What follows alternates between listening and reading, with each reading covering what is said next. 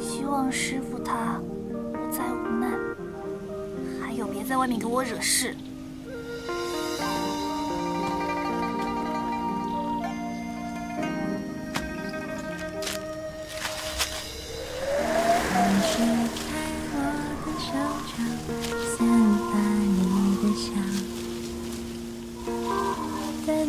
倾诉着你不懂我的忧伤，两人之间的纠葛沉入时间河湖，原来感情啊不是先到先得，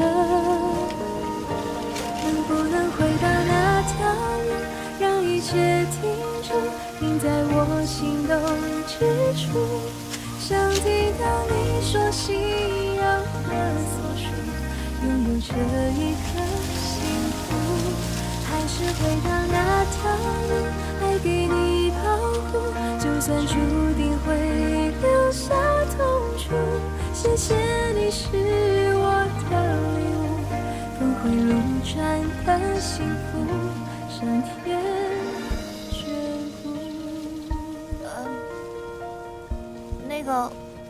我不怎么会扎发髻，但是绑个马尾应该还是可以的。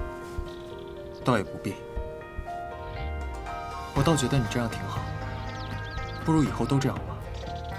说什么胡话呢？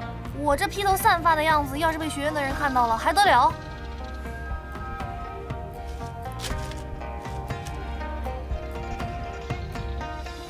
不会吧？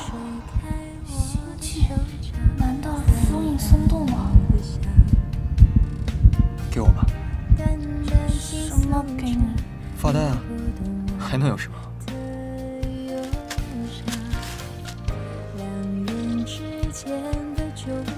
你不会是要帮我？不然你自己出力。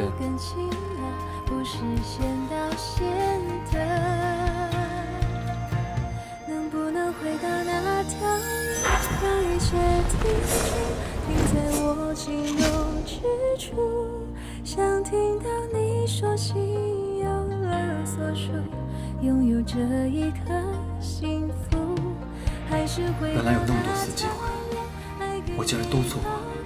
就算注定会留下痛楚，谢谢你是我的礼物，峰回路转的幸福，能不能回到那条路，让一切停住？我就陪你演这出戏，我倒要看看你什么时候才肯跟我坦白。那个，你求的什么签啊48签，上级。哇，这么好！那你看签上的4字真言了吗？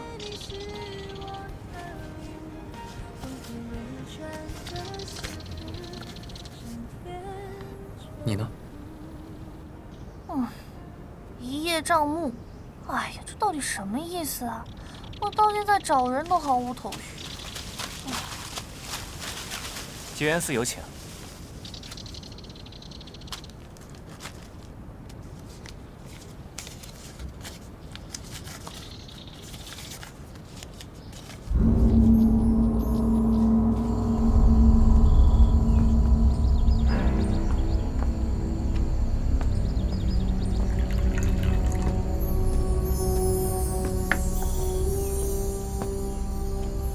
裴英在哪儿？少年人，次序错了吧？你不该先问我是谁吗？你这么大老远把我从红线庙约到这儿来，难道不是为了告诉我裴英的下落？如果我说，我也不知道他的下落，是敌是友，你不用先确认一下？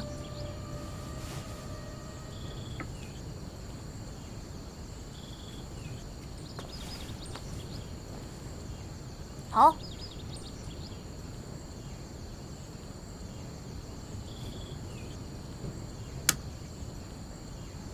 我赌你是有。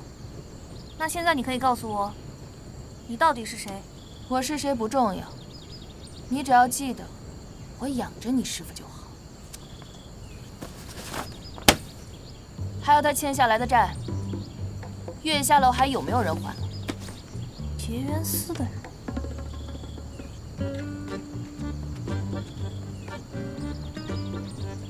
你是崔莹？长是崔莹，你可以唤我一声崔大人。不过，在账还没有还清楚之前，叫什么也没用。大人，你一口一个还债，我师傅他到底欠你什么了？这家伙拿着结缘司最高的俸禄，本该在仲春之前完成这姻缘册上所有的结缘。但你看现在，这半册的空白，你让我怎么跟户部交代？如果合婚帖再不发出，满京城那么多适龄待婚的公子小姐，每个家族上到弹劾的折子，都能把结缘司的房梁压垮。你这师傅是铁了心的不给我留活路啊！那小的能帮到大人什么呢？大事我也不指望，你只要能把这合婚帖上该配对的落实，就是帮了你师傅大忙。否则，等我找到他。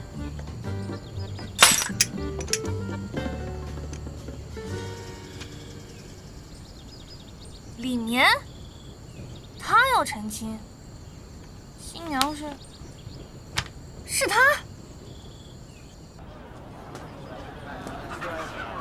哎呀，小气概，让你上次嫌弃我，看我怎么整。怎么样？有空帮我算一卦吗？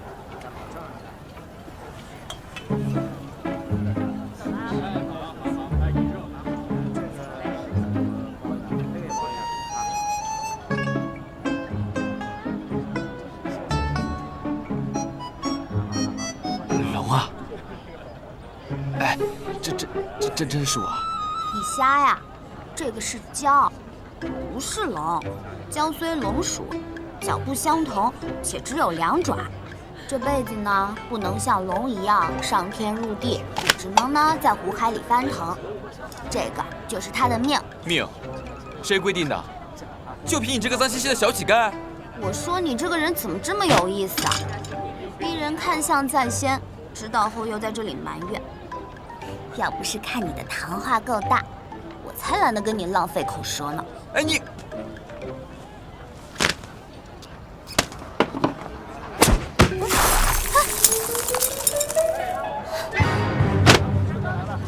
哎呀，这糖可以乱吃，话可不能乱说，不然下回得罪谁，可就不是碎个糖这么简单了。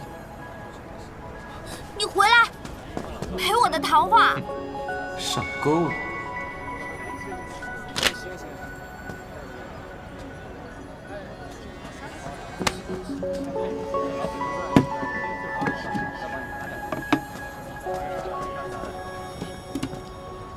刚才那一卦不作数，你呢，且再认认真真的给我算一卦，只要让我满意，那这些都是你的。你还想算什么？就说你能看到的吧。当然了，也不能指望你像结缘司那位梦之大人一样预知未来。哎呀，闭嘴！手拿来。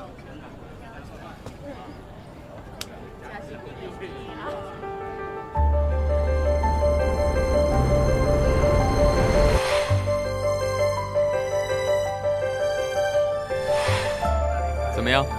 你要成亲了，看月相应该就在下旬。我成亲？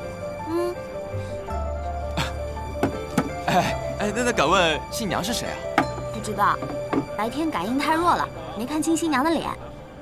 哦，那还真是无稽之谈呀。哎呀，行了，今日啊，就当本公子找了个乐子。这些都归你了。啊？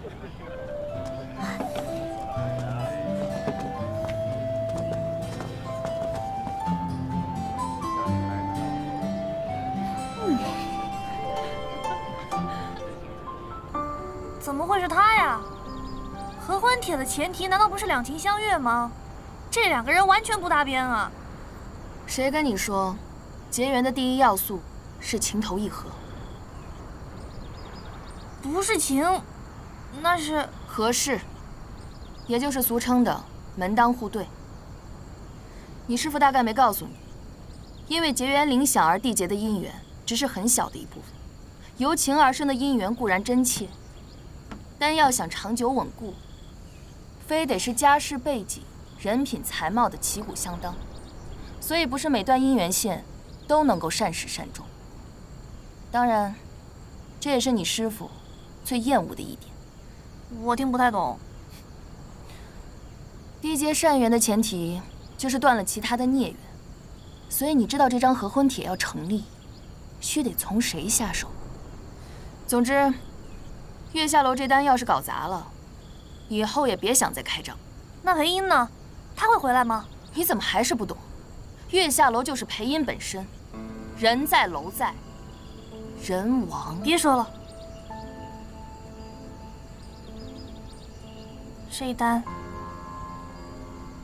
我接，但是我可不保证这种强买强卖的婚姻一定能成啊。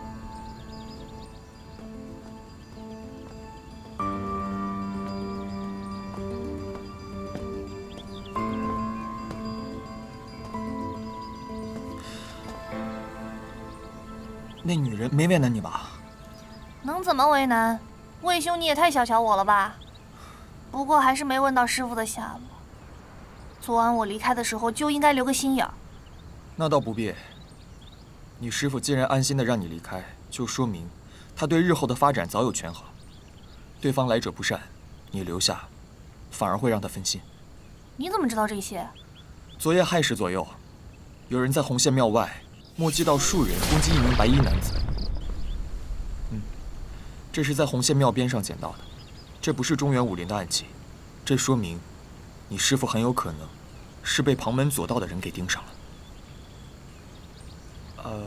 这些都是刚刚你在结缘司里，我闲着无聊调查的。厉害啊，云珠兄！没想到你的女人缘和你的行动力是相反的。我都是为了谁啊？像不是你师傅给我托梦。托梦？什么时候？我师傅找过你，都说了些什么？他让我好好照顾你，所以我猜他应该给自己留了后路，你也不用太过担心了。我需要你照顾吗？我师傅也真是。君子一诺，我既然都已经答应了，那从今以后你就是我魏启的人了。什么？谁是谁的人？我是说，你就是我罩着的人了，所以你还不赶紧利用我？说吧，结缘司给你安排了什么任务？什么？给李年结缘？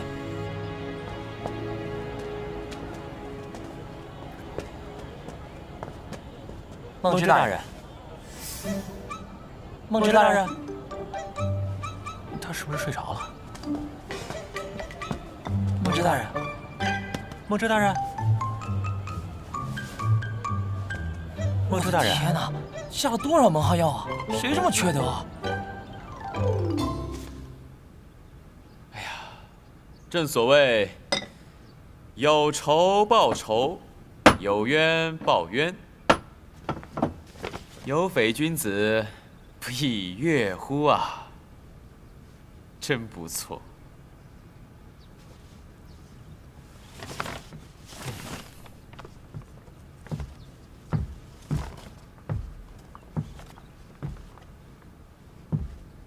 成亲？开什么玩笑！我会为了一朵花放弃整片桃林吗？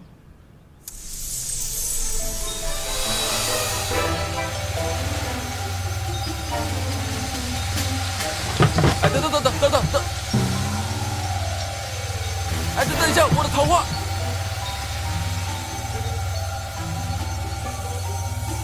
给我生个蛋是什么意思啊？啊？难道我也沦落到魏启的地步了？非也，魏启现在可比你有人气啊！事情就是这样，大家都是李公子的红颜知己，相互认识一下吧。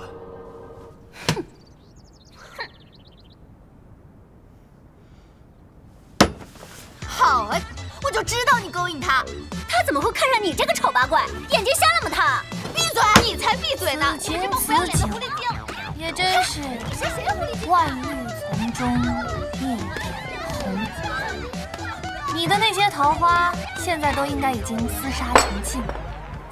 没想到魏启在断缘这方面竟如此好用。好你个周元啊！我跟你无冤无仇吧？你没事断我桃花干什么？你那些都是烂桃花，不帮你清走，怎么迎接你的正缘啊？合婚帖？你结缘司派来的？少废话，赶紧收心，准备成亲。日子你爹都已经定好了，就在这个月下旬。我爹竟然答应了？亲家是京城首富，你爹凭什么不答应？他高兴的都在后院放炮，还说要连放好几天。哎，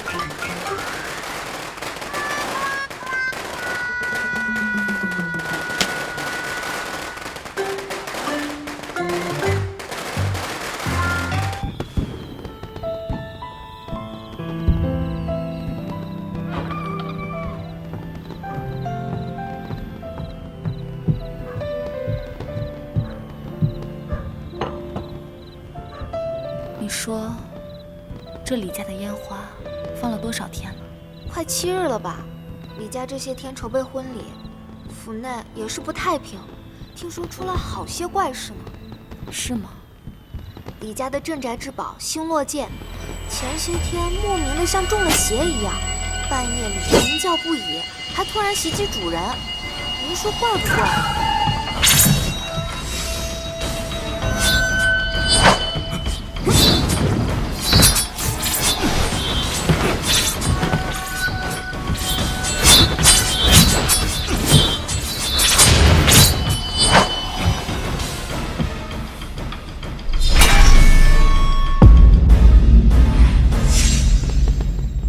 不敢懈怠，只好让府里阳气最盛的李公子随身佩戴星落剑。李家放了这么多天的烟花，据说也是为了驱邪。小姐，你说这李家不是真的出了什么眉头了吧？咱们真的要跟他们结亲？够了，小姨，结不结亲，从来不是我说了算。在爹眼里，我只是一个奇货可居的商品。连自由都没有，更别说选择权了。难道就没人能救小姐出去了吗？世上可爱的女子多如繁星，没有人会对束之高阁的玩偶感兴趣。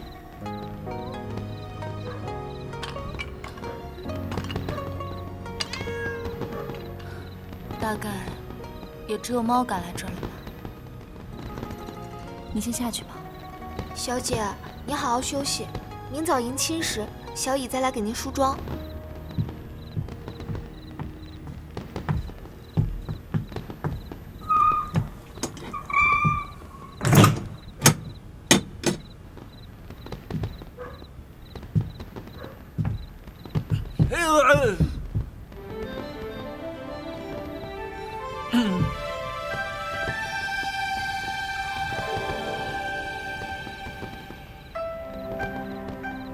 你这几日不见，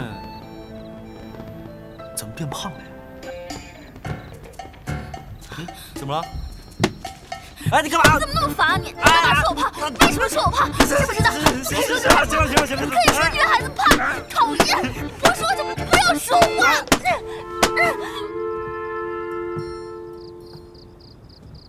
干坐着有什么意思啊？不喝2杯？庆祝什么？庆祝你的有缘人就要嫁给别人了？我辛辛苦苦结缘这么久，最后便宜了里面那个小子，你甘心啊？我有什么不甘心的？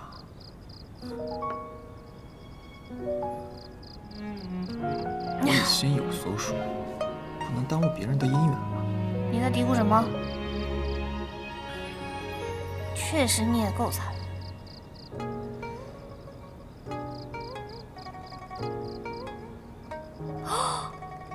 莫非你喜欢上了什么有悖伦常、不该染指的对象。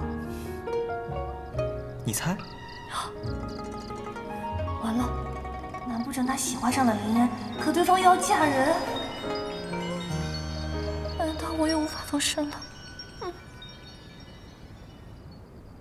谁让你脱身了？老实说，喜欢一个人应该怎么做，我是一窍不通。你能教我吗？那当然是要大胆的告白，大声的跟喜欢的人说：“我喜欢你。”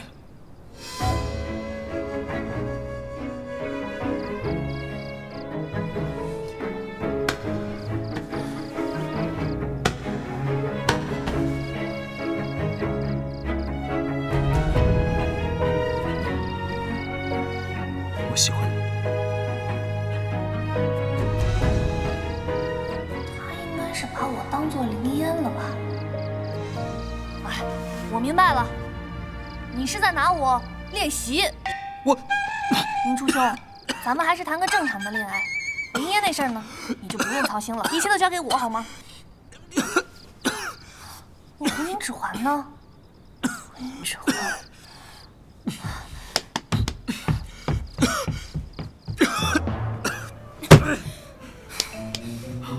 人家闭关销售，你闭关整标，我真是白担心你了。闭嘴！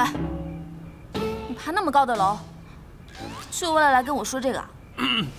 当然不是啊，我是有事情找你。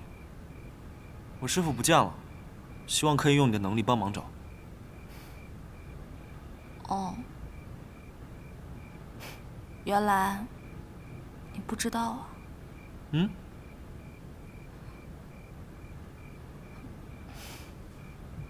行啊，看在你冒这么大的风险的份上，我帮你。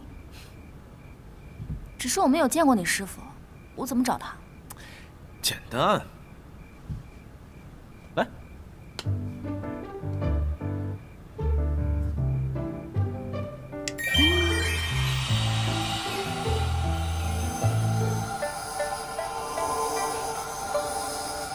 这是你师傅啊？那是，不漂亮能叫月下仙？你长得也不错啊，当然，除了嘴。哎，你别看我，你别看我啊！你要是混淆了记忆的话，这默读就不灵了。算了吧，你这张欠揍的脸啊，我一辈子都能记住。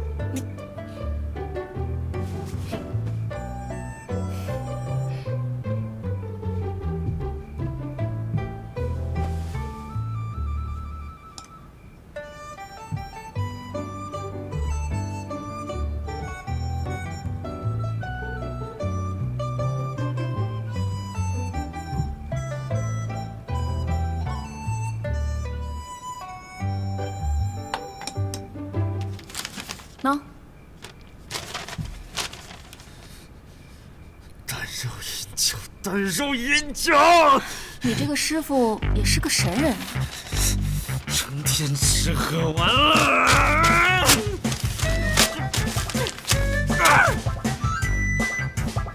这跟外面不是一样吗？我还担心他，我真是吃饱了撑的。哎，那是我卧室，门在那儿。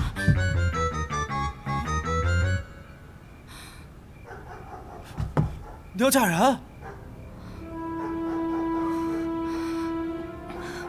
是。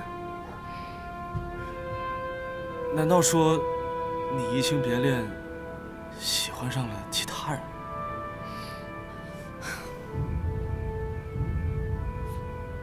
你别跟我说啊，你前脚刚撮合了魏启他们，后脚就要嫁给自己不喜欢的人。我喜不喜欢，重要吗？废话，不然月下楼存在的意思是什么？结缘司搞那些什么门当户对，我管不着。可是裴音说过，结缘就是要跟自己喜欢的人在一起。魏启不喜欢你，你就这样放弃你自己吗？亏你还那么爱写那些爱情话本，这点道理你都不懂。我说起来，你对魏启的爱情就很奇怪。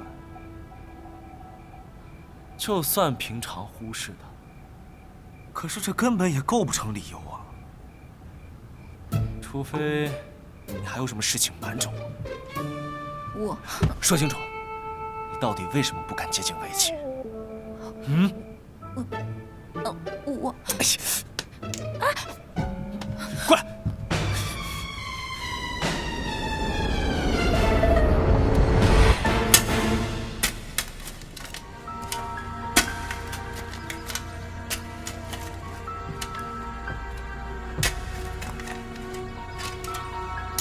现在才想起销毁这些。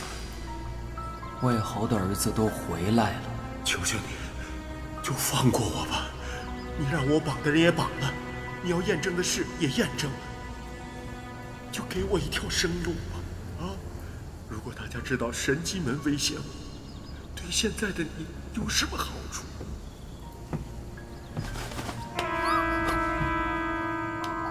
忘记今天的事，胆敢对外透露丁点儿，我要你全家的命！我会一直盯着你，别以为能逃得掉。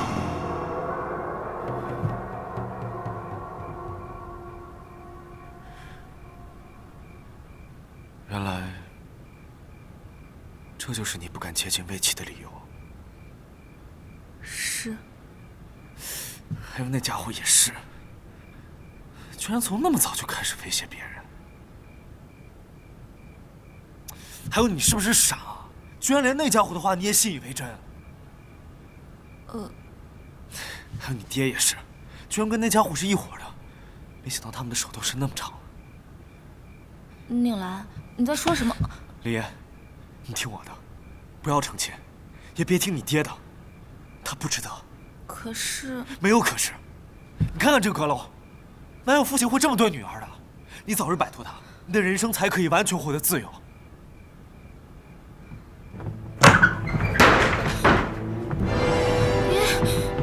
小乙跟我说这几天家里闹鼠患，我还不信，没想到这家里来了这么大一只老鼠。你说的没错，这家的确闹鼠患，不过这硕鼠却另有其人。我一直都很好奇林老爷的生财之道，如今看到你女儿，我这才明白，原来你靠的都是无本生意，利用女儿的能力，做着情报贩子的勾当。如今大概是赚够了吧，又想着把她卖掉换资源。你这爹打的算盘可真是门清啊！胡说什么？来人，将这小贼拿下！别在我爹面前展示能力。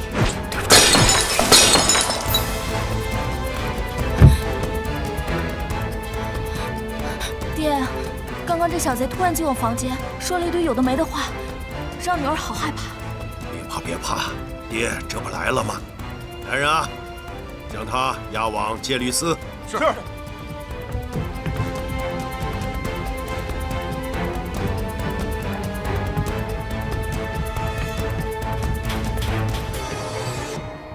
妍儿，那明天的婚事一切照旧，女儿也想早日嫁入李家，替爹爹分忧。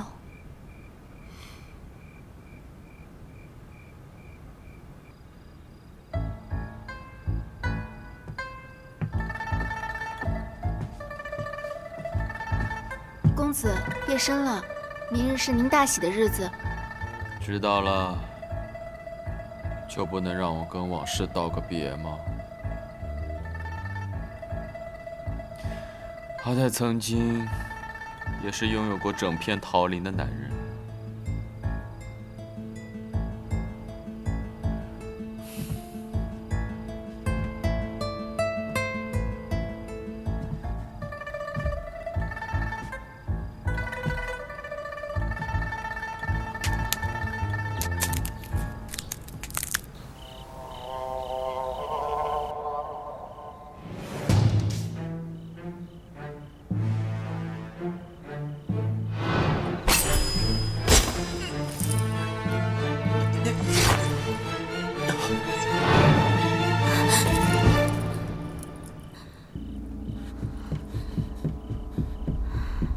大人，您这次又梦到什么了？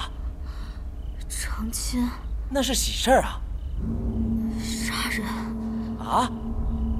我看到了新娘，手里拿了一个不知道是什么东西，一把捅了过去。等等，大人，您说的这是谁啊？这么倒霉？就是那个小白脸儿啊，就给我下药的那个。但是我不知道他叫什么名字。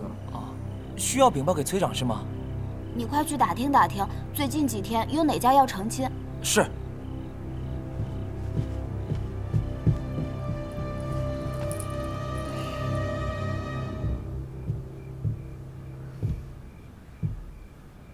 小姐，小心着凉。把这披风送到牢里去吧，再多添几件衣物，夜里凉。是，您说的都打点好了，不会亏待宁公子的。小姐，你也早点休息吧。老爷说了，今晚是您留在林家的最后一晚，就不锁门了。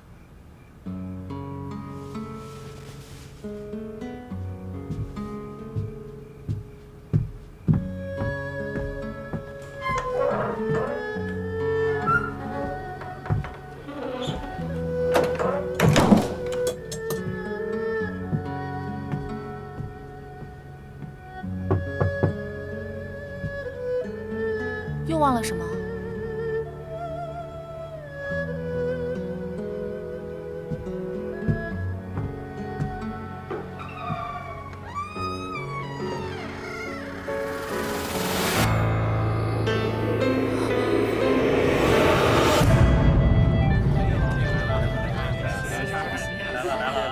梦之大人梦见今日婚礼有人会行刺贵府公子，大人所说确实当真了。李盟主这意思是怀疑梦之大人故意造谣？不敢不敢，梦之大人的预知向来无误，只是事关重大。你看这外面的宾客，都是江湖上有头有脸的人物，这众目睽睽之下，这婚礼不能说取消就取消吧？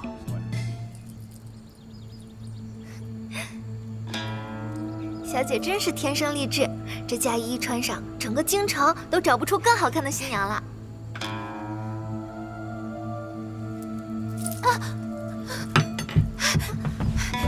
小姐恕罪，小姐恕罪，我不是故意的。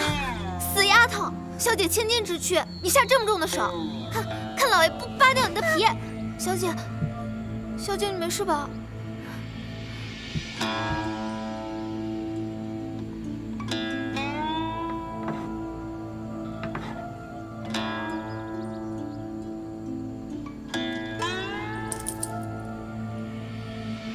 小姐，要不要请大夫来看看？继续。你觉不觉得小姐今天很奇怪？胡说什么？还不赶快搭把手！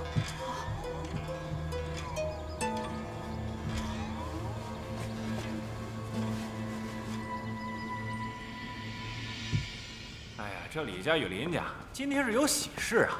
许久没见到这么大阵仗。是啊，都是阔绰的主，又可以去蹭蹭酒吃了。哎，对呀，那家伙还真的出嫁了。你这不废话吗？这亲是林家老爷亲自定的，他就算不想嫁过去，还不得乖乖顶着盖头去李家拜堂去？哎呀，他懂什么呀？那他是中毒了还是被他爹下蛊了？这么听话干嘛？你是孤儿吧？没爹妈生养的人，怎么会知道大家族对人的牵扯有多深？我劝你啊，别自讨苦吃了，等着婚礼一过，自然放你出去。哎，你干嘛呢你？你在干什么？问你话呢。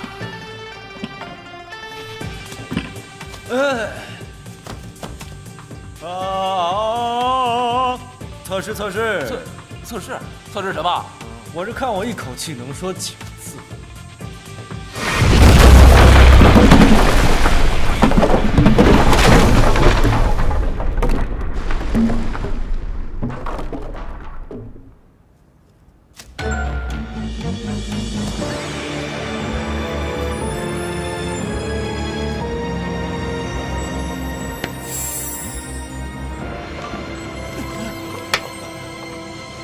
等，你别说话，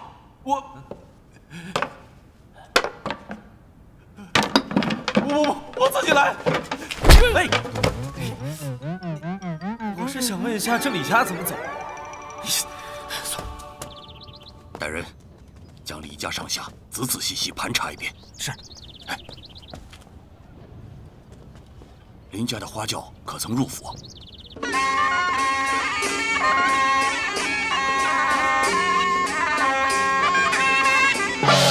怎么回事啊？都到门口了，突然让人停下来，不知道花轿未过门前不能沾地吗？老爷有令，唯恐歹人作乱，要委屈下些娘子了。来看。啊！懂不懂规矩啊你们？花轿也是能乱闯的。小姐。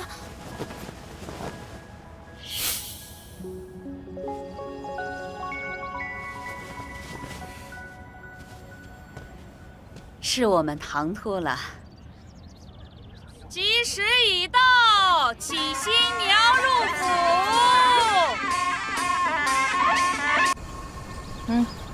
这是什么？吉元司的贺礼，连同马车后面那些，帮我一起带到李家。记住，此物珍贵，在交付给李绵之前，切记不能打开。如此说来，我倒是可以顺水推舟。怎么？有问题吗？没有，不就是送贺礼吗？我去就是。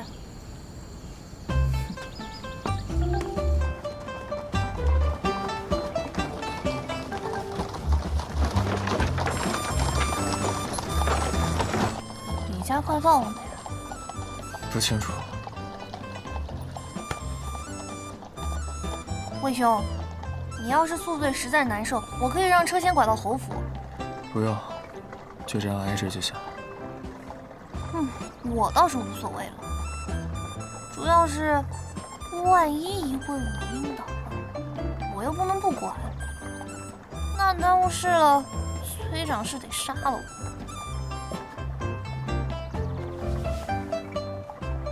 你周元何时也有怕的人？唉，替师还债吧。我们就可以堂堂正正的借着送贺礼为由，进到李家，找到林烟。喂，听见没有？我这是在替你着想，我拜托你能不能自己也上点心啊？你到底是对我有什么误解？李家到了。结元司还真是财大气粗啊，这么多贺礼，看着挺沉的，也不知道里面装的都是些什么东西。嘘。怎么了？你听。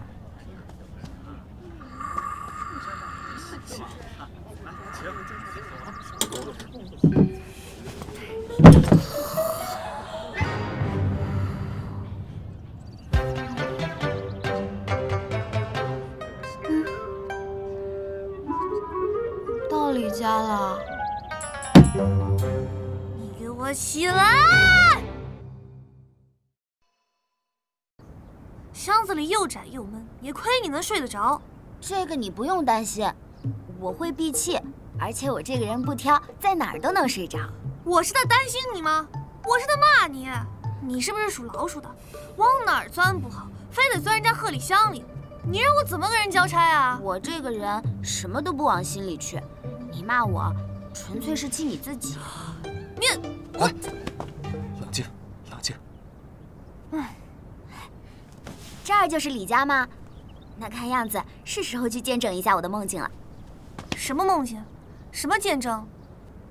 你到底来这里干嘛的？我去报信啊。哦，我忘记介绍我自己了。我呢是结元司的梦之，你们可以叫我醒月。你就是那个在结元司里面可以通过梦境预知未来，据说还很准的神棍。我这么有名吗？那哥哥可以再夸一下我。他不是在夸你，赶紧说，到底来这里干嘛？哎呀，也没什么，我就是做了一个梦，梦见李家的公子被一个穿红衣的女子给捅了一下。这种事你怎么不早说？哎呦，我这不是告诉你了吗？不过我已经派人给李家报信了。我今天来呢，就是想看一下我的梦到底有没有成真。等等，你刚才说行字里面的是一名穿红衣的女子。今日李家大婚，红衣女子只有可能是一个人。慢点，慢点。好，李兄，哎呀，李盟主，哎呀，见过盟主。是林老爷啊，你看我这，怠慢您了。哎呀，盟主您太客气了。过了今晚，咱们可就是儿女亲家。以后小女如果有什么做的不周到的，您尽管用家法处置。这也是替我这个爹管教女儿了。哎呀，哪里，令千金虽然常年养在深闺，但她可是林家的福星啊。林老板肯割爱，我也是感激不尽。您放心，我会记住您的这份情的。盟主，那鄙人入天下盟的事儿，老爷，什么事慌慌张张的？刚刚北院传来消息，林老爷不是外人，但说无妨。眼下快到吉时，按理说应该先起出心腹和心绪，但丫鬟敲门时发现，说重点，新娘不见了。啊？什么？哎呀，抗议也没有用，带着剑入洞房，那我自己的剑还要不要出鞘了？没完了是吧？从婚礼筹备开始就一直吵个不停，都贴身带着你还不够啊？我知道你不喜欢新娘子，我也不喜欢，到现在连面都没见过，是圆的是扁的都不知道。不过听说好像是个美人儿。哎呀，不过商人的把戏你懂的，1分姿色呢也会被他们吹成10分，这点心理准备啊，我还是有。哎，谁呀，老一直拍？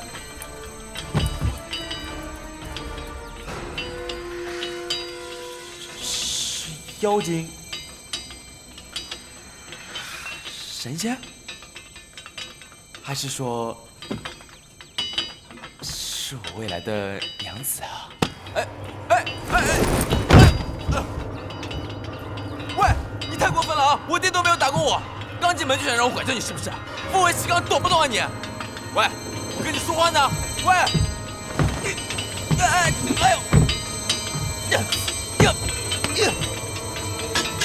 呦，喂。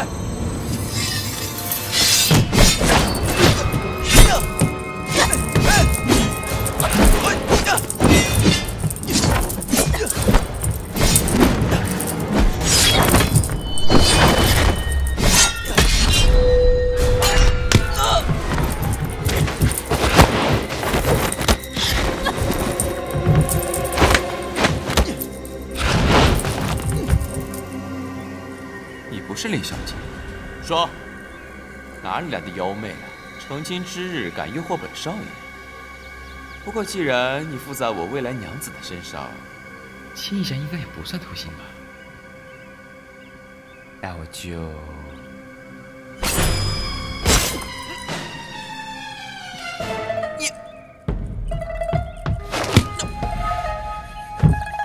亲个嘴还唧唧歪歪。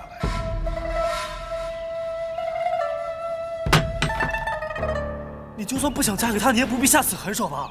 这要是被他们家人发现了，可就完蛋了。此地不宜久留，我们走。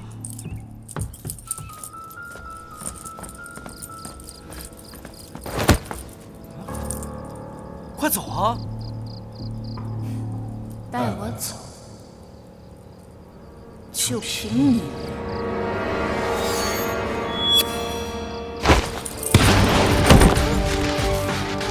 怎么瞧瞧自己能不能逃走？从我这里。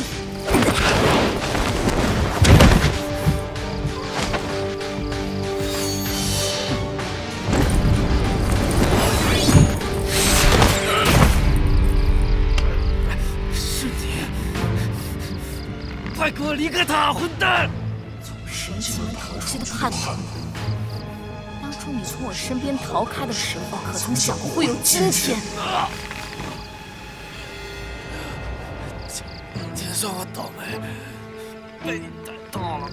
可我就算死，我也不会跟你回去。许的！欠人家的废物，也是没长去死，都当是应了不是。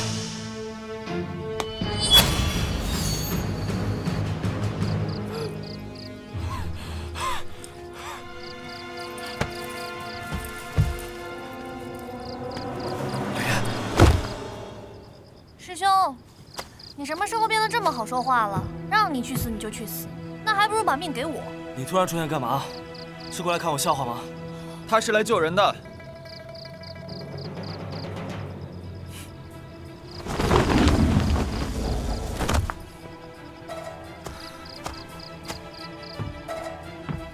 看笑话的是我。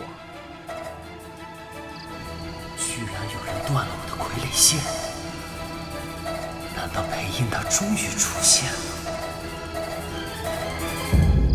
傀儡术？你说的，莫非是神机门特有的一种异族邪术？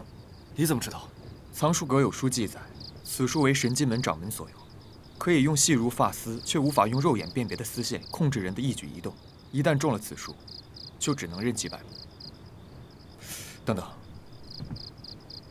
那你是怎么看见的？用眼睛看见的？先别问我了，兰兰。刚刚跟你对话的人，莫非也是神机门的人？那你跟他什么关系？神机门的人为什么要威胁你啊？我可以不说吗？好吧，反正我也没有言灵。可是你有啊！你刚刚就应该跟那人大吼一声说：“别碰我，给我麻溜滚开！”你怎么不说啊？我怎么说啊？当时在我面前的可是李嫣。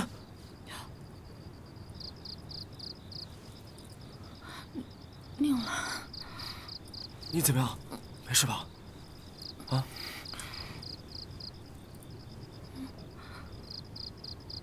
小侯爷，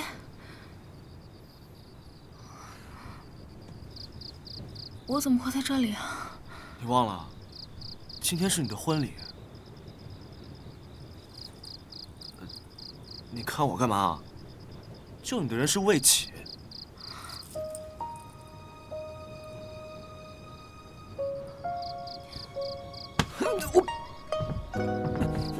让你接你就给我受着，反正桃花寨也不差这一块。谁的桃花寨啊？那有本事你跟人解释清楚去。我跟你打包票，刚刚林嫣看你的眼神100%是余情未了。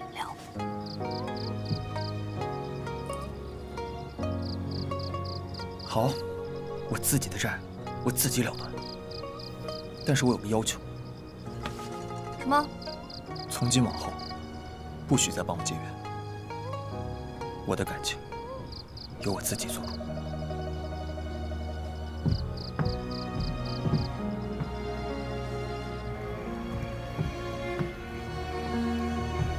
哎，我说，让他们两个独处，真的好吗？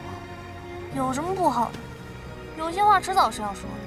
倒是你，明明是你救的林嫣，怎么就这么把功劳让给别人了？唉，寂寞呀。又怎么了？我的猪长大了，说以后要自己拱白菜，我这算是功成身退了吧？我的心最近好像都不太对劲，他们总算好好见上一面了，我怎么开心不起来呢？因为魏启不需要你了呗。也是，我俩还真是半斤八两啊，师兄。我记得你，虽然小时候的记忆不太完整，甚至不愿意去记起，尤其是在林家书院那段日子，父子很凶，同窗的脸也很臭，讲学的晨光无比漫长，饭堂铃也总是姗姗来迟，但只有你，不像旁人那样对我充满敌意。但我除了感激，确实也没有什么其他印象了。这些都是我的真心话，如果有冒犯到你，我跟你说一声对不起。难道你就不好奇，当初是谁在林家花园掳走你的吗？我不好奇，无论真相怎么样，我都不想被过去绊住，也不希望再有人因为那段回忆而折磨自己。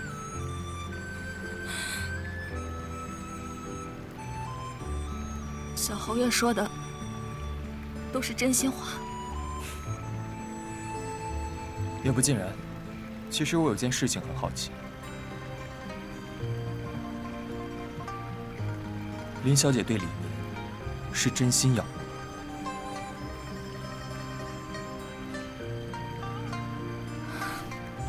他这个人的确很糟糕，但也还算是个好人。至少我觉得他和你都值得一个真心的人，不应该为家族的利益所牺牲。当然，要怎么抉择还看你自己。是我多嘴了。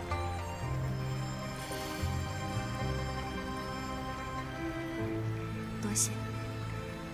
你说这两人是好上了还是没有啊？你问我干嘛？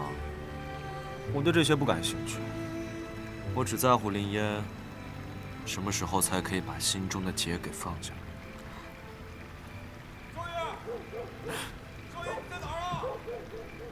糟了，我怎么把这事儿给忘了？怎么了？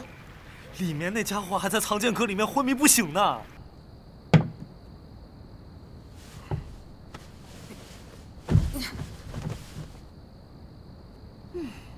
我的预知果然没错。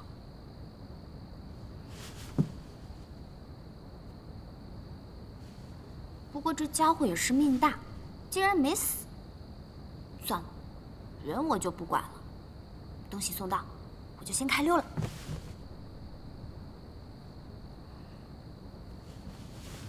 马车上颠来颠去的，也不知道东西摔坏了吗？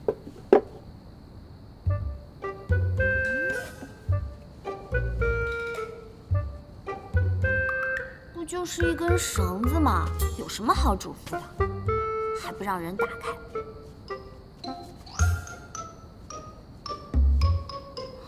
那个人就是从这儿戳进去的。啊！动！血！完了！我要死了！喂，演够了没有啊？你不是那个卖糖花的小乞丐吗？呸！谁是小乞丐啊？本大人行不改名，坐不改姓，梦之醒月就是我。还有啊，就这么点小伤，死不了。有4个！哎，你是狗啊！你咬我！怎么是你们？哎，你怎么也在啊？干嘛？还想再捅我一刀啊？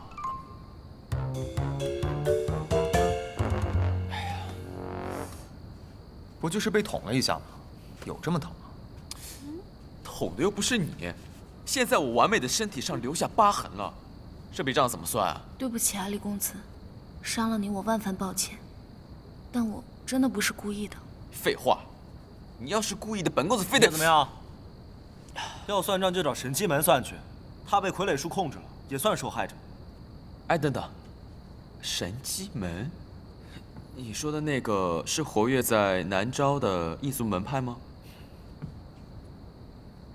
你说，简单的说，就是你这个人够倒霉。不对，是够有名，所以才会被那么多奇怪的人盯上，拿你开刀祭天。停！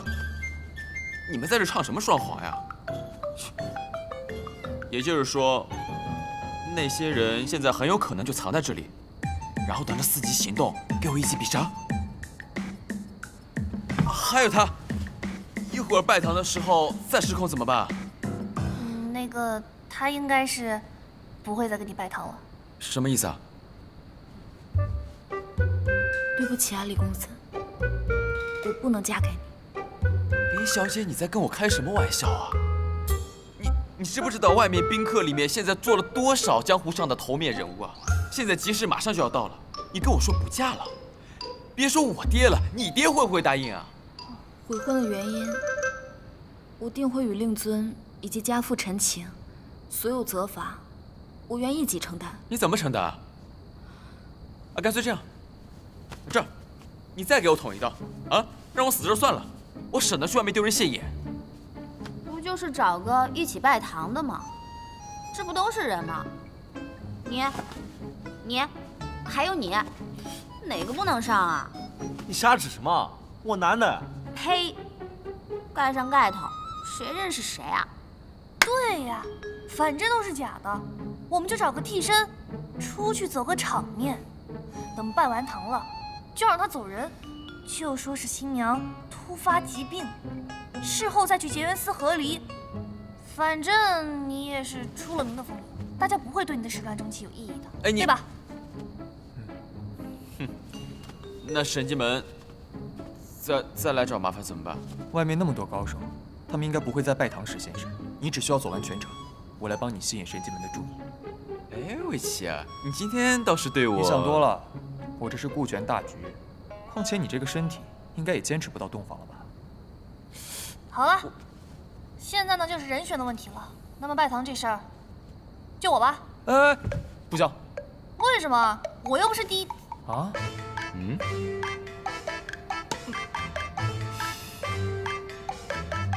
我的意思是，帮人收拾烂摊子又不是一次两次了。再说了，我还会武功，出了什么事儿，我跑得快啊。还是我去吧，这是我的责任。那不行，你去我们不就白来了？还是我。哎，可是还是我。哎呀，我都看不下去了。这种事你们有什么好争的？交给老天爷不就好了吗？那等一会儿啊，那个姓李的转动这个勺子，等这个勺子停下来指向谁，谁就来当那个待嫁新娘。我说的是新娘，你们两个凑什么热闹？少啰嗦，我来凑数的。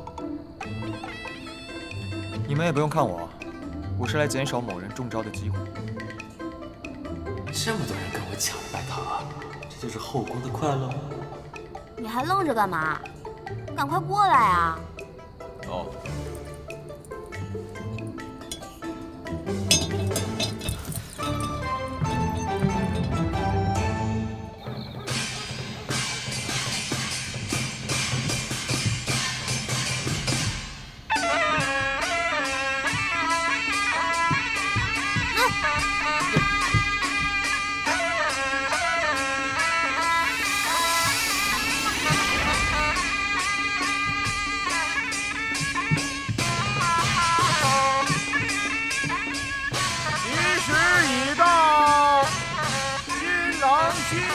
拜堂，一拜天地，拜喜，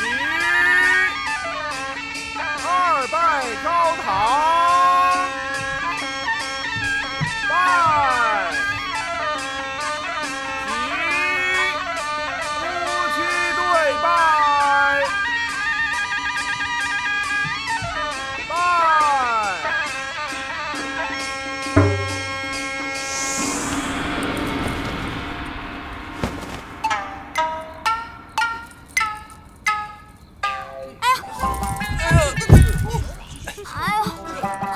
孟芝大人，怎么是你啊？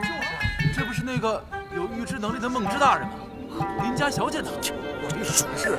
难道说新娘还能随便换人呐？李盟主，这是怎么回事？林老板，这话应该我问你才是吧？你把林小姐藏哪儿去了？你老爷，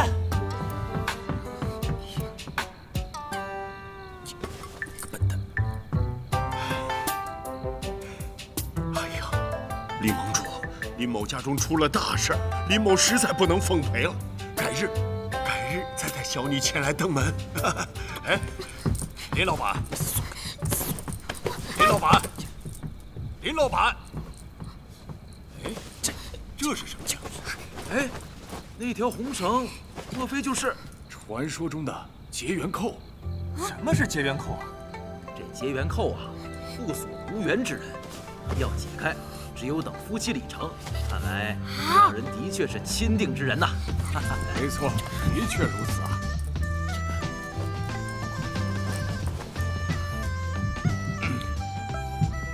臭小子，这有你的，不知不觉让你钓了一条大鱼，还把你爹蒙在鼓里。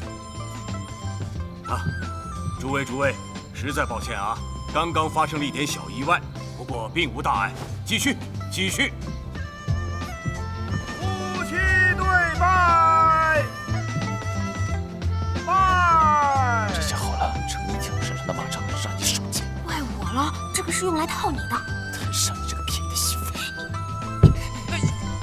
礼已成，送入洞房。走这边。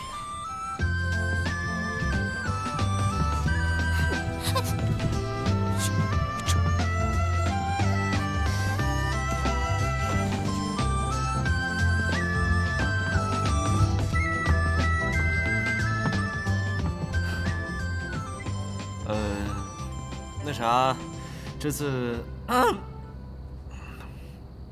多谢了。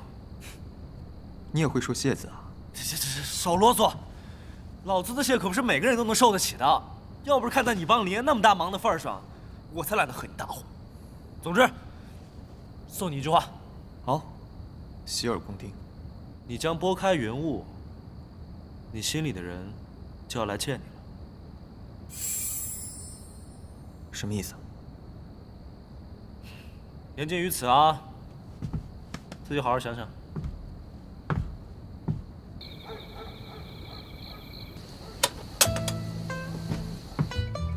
虽说是自愿做替身，但没必要这么演吧？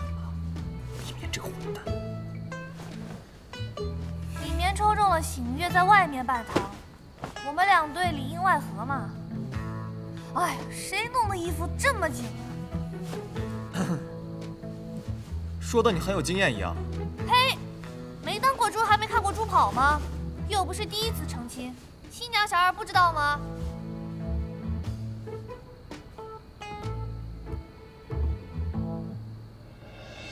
有你的地方就是我的家，随身都带着你送我的花，这一生只有你一人可以为我抒情。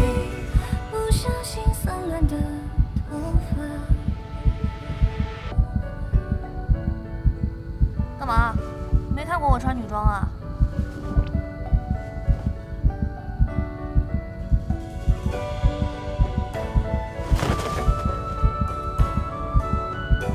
莫非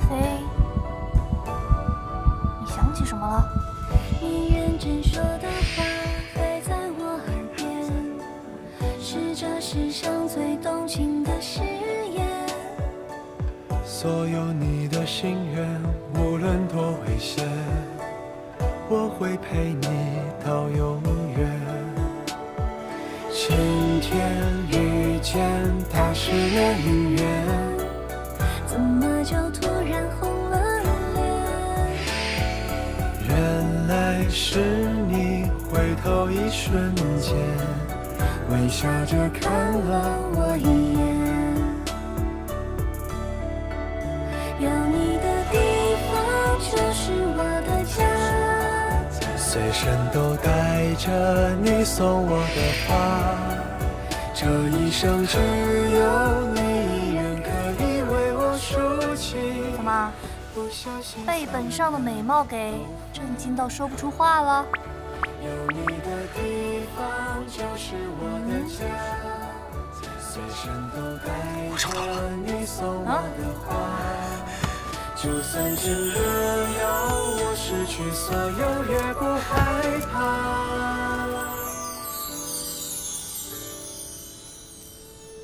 我终于找到你了。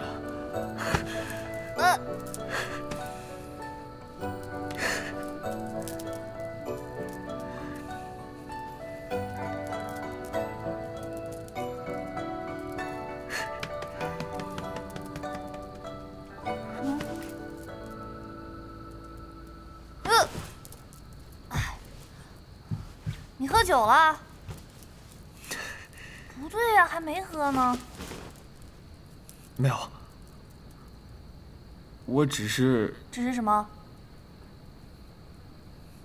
只是觉得是你真好。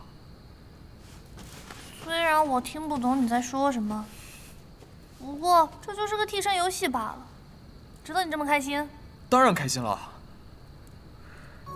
看来宁兰那个家伙，偶尔也会干点人事。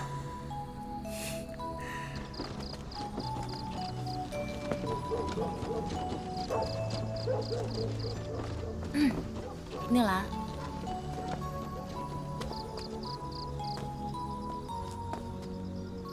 宁公子，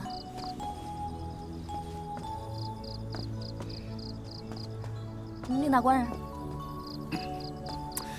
叫啥玩意儿呢？谁是你官人？总算回过点神了。从刚刚开始起，你在想什么呢？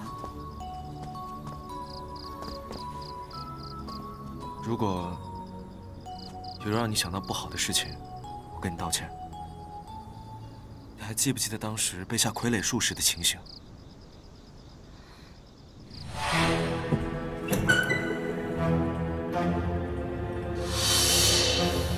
来人！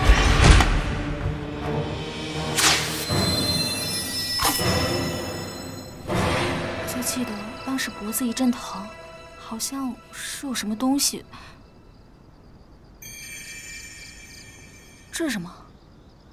在你昏睡的时候，从你脖子后面取出来的。有了它，就可以隔空对人施展傀儡术，所以又叫摄魂针。摄魂针？这是什么？神机门的暗器，在圣经极为罕见。这次出现在李府，绝非偶然。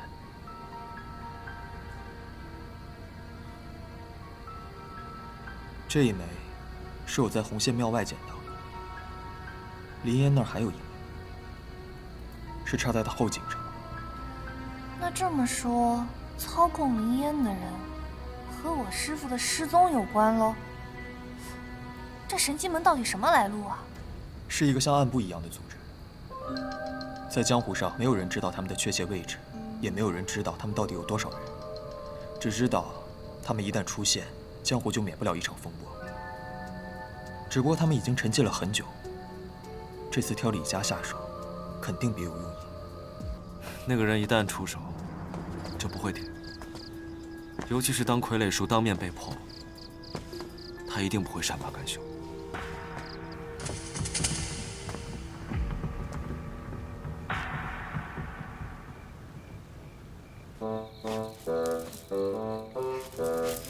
就凭你这口牙，是咬不断的。为什么？难道不是理成了之后自动解开的吗？结缘扣的效力是1个晚上，到明天才会自动解开。啊，那我岂不是一晚上都要跟你待在一起啊？不服憋着，还不想跟一条狗绑在一起？你干嘛？哼！你怎么还没去死啊？我凭什么去死啊？你说了算吗？哎，你个小孩子家嘴巴怎么那么毒啊？我才不是小孩子呢。哦，也是。刚拜堂的时候吧，我就听到有人叫你什么蒙指大人。蒙指你个驴耳朵！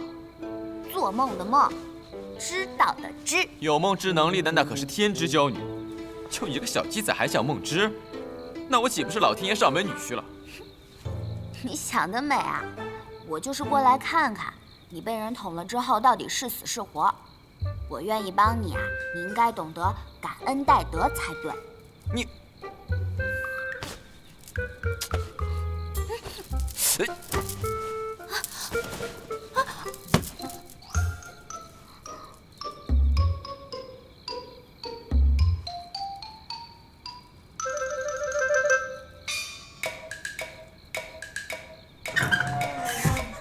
臭小子，竟敢对大人如此不敬！爹，在下不知是梦之大人到此，有些疏忽，还望大人恕罪。爹，你叫他什么？大人，小儿年少无知，却有幸得到大人的青睐，真是三生有幸啊！你误会了，我不喜欢他。啊？我还不喜欢你呢。臭小子，我不管你用什么方法，生米煮成熟饭，什么都好，今天晚上一定把你老婆留住，知道吗？不是爹，大人，小儿因为太过欢喜了，而迷失了心窍，才对大人做出如此举动，还望大人不要在意才是啊。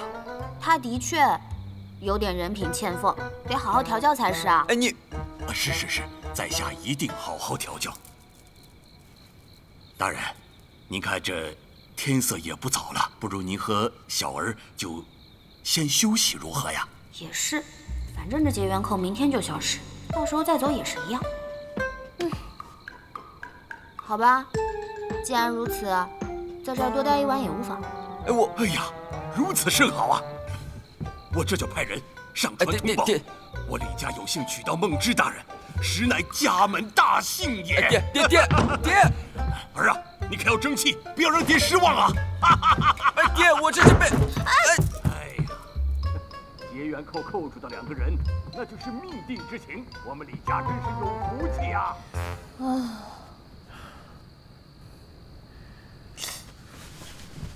怎么了？突然一阵刺痛，我看看。可能是刚跟宁兰要回来，还有点不适应。哎，别啊！我师父就给我留了这个。别人的东西倒是挺宝贝啊，我送你的东西一件都没带。带了呀。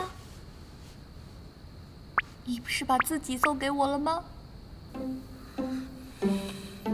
妈呀，太土了，但是好可爱。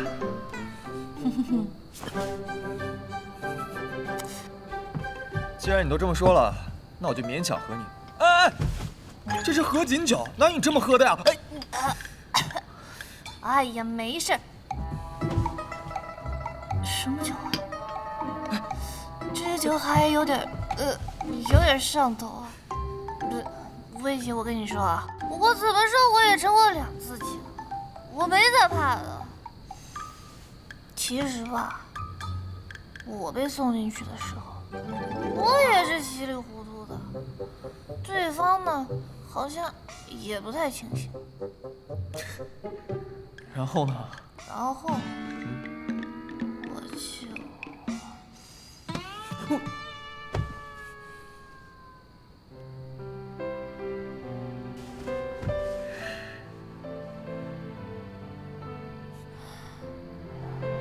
你怎么那么疼？你别得意，我是在让你。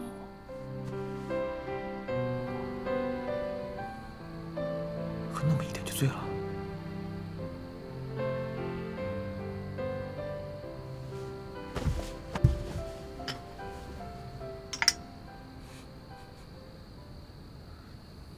竟然下药了！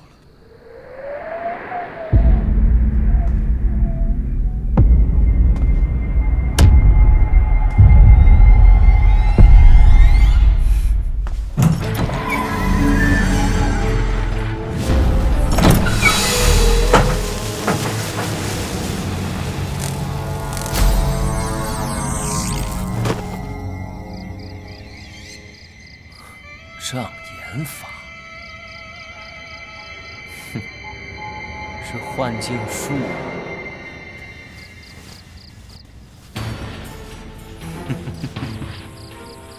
分开这么多年，你还是老样子。因为天灾，反而具备了奇异能力。向往自由、不愿为朝廷招安的人，成立了神机门，前身是普通的雾隐村村民。还是这么会投机取巧。哈哈，过奖了。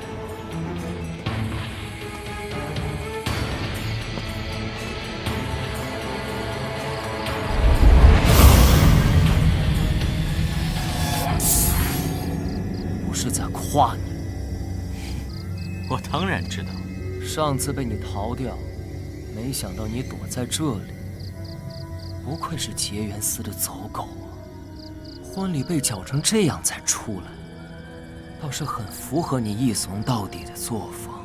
门主不也是老样子，每次做事都独来独往，枉费你神机门这些年招兵买马。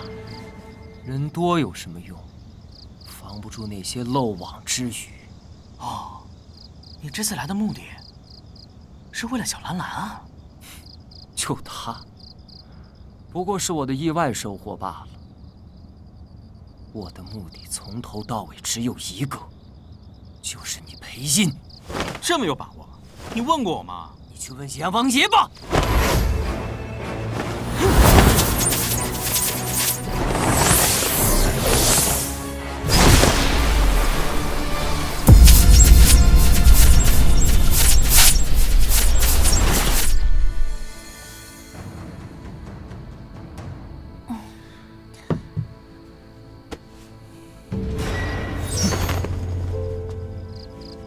想不到啊，你这个家伙竟然能躲过我这么多招。傀儡线嘛，不过是怨念所化。我能看见意念，自然也能看见你的招式。是吗？那你身上这些伤又是怎么回事呢？老人家嘛，腿脚不便。我跟你可不同，到了岁数那就会服老，不然到了这个岁数还整个黑披风到处转悠，我可丢不起那个人。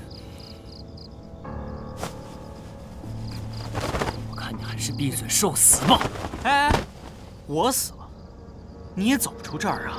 你不死死看我怎么知道？就，你把我怎么着？我就搞不懂了，一把老骨头的人，还拼命护着那些外人干嘛？他们跟你是什么关系？呸！你对自己人就手软过？林烟何曾招惹过你啊？你不是照样把他当做复仇的工具啊？如果他一个正式入册的都能出世，那你觉得这世间还容得下一人存在吗？容不下更好。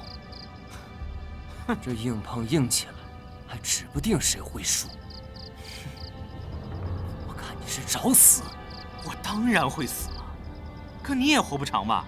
咱们的能力本就是拿命做你，你用的越凶，他死得越快。我一直想不明白了，已经是短命鬼了，你活着不好吗？不好！只要那些人还有你活着，我就永远不可能好。这样啊，那我懂了。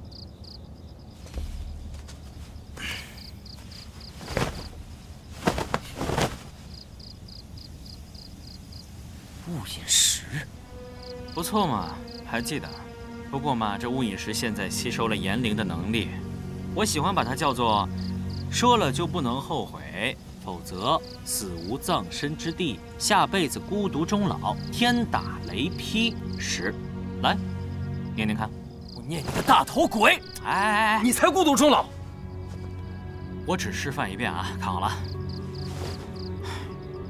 若从今往后，神机门门主薛登放下仇恨，我裴音愿自绝于此，一言既出，绝无反悔。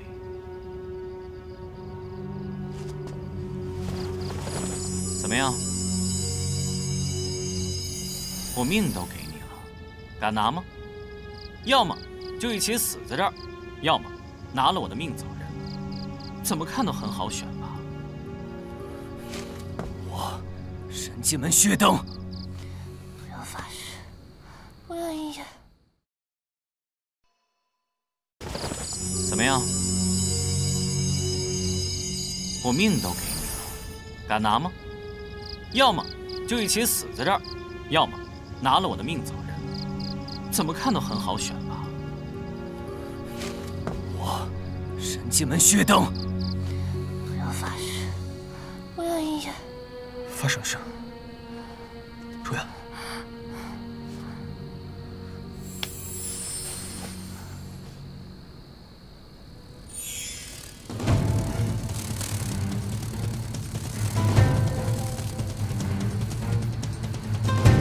这是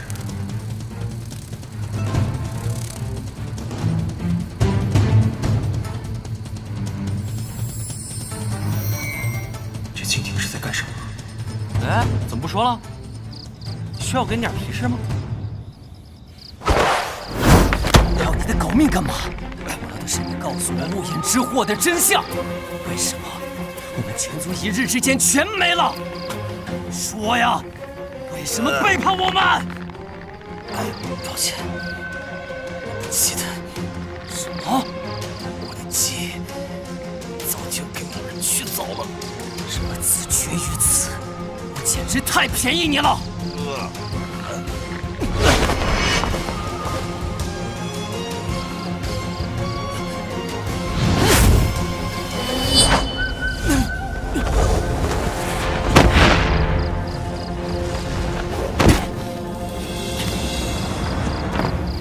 师傅，干嘛想不开呀你？还跟这种货色认真？是你断了我的傀儡线。呸！跟蜘蛛网似的，一扯就破，也好意思叫他傀儡线？除了你那抽了风的脑子，还能由他操纵得了什么？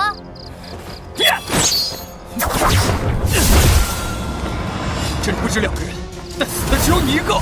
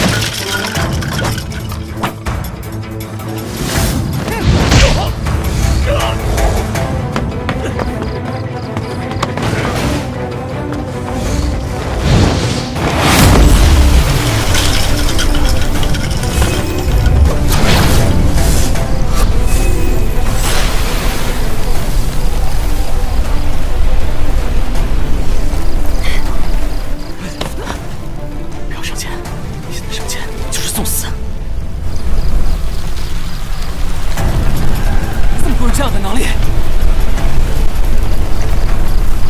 我不知道啊！快放手！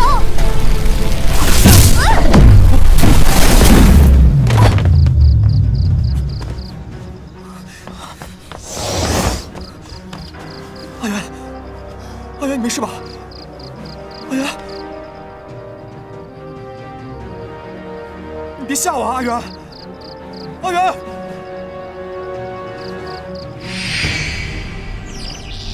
喂，你该醒了。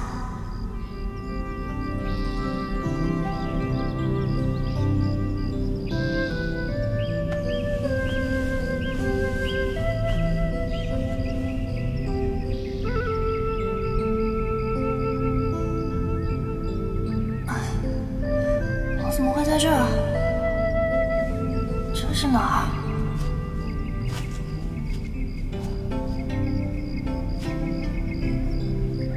这里是一切的起点。谁在说话？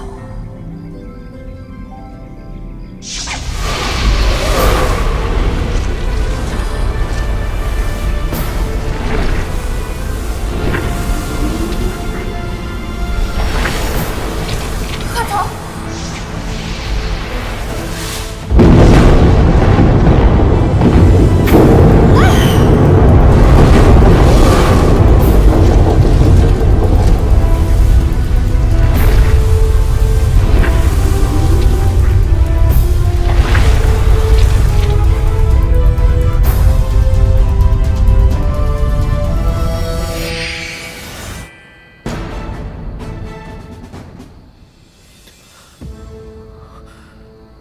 阿元，怎么回事？那家伙已经逃走了。他到底什么人？神机门老大，是一个异人。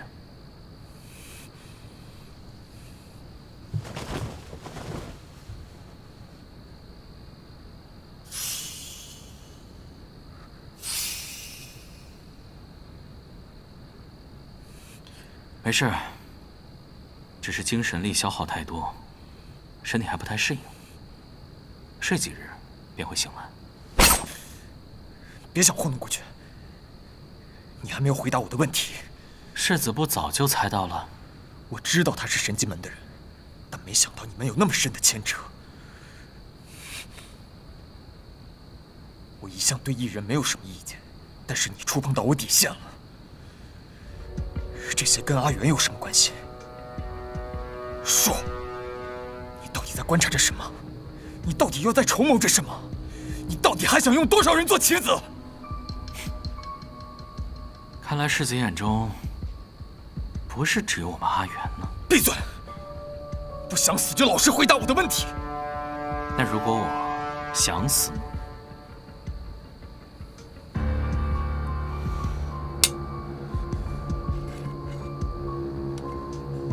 今晚的事我会收尾，除非他不用能力，否则我一定会找到他。谁又知道你们不是蛇鼠一窝呢？小侯爷，醋可不是这么吃的。什么时候阿元能为你坦率他的秘密再说吧。滚！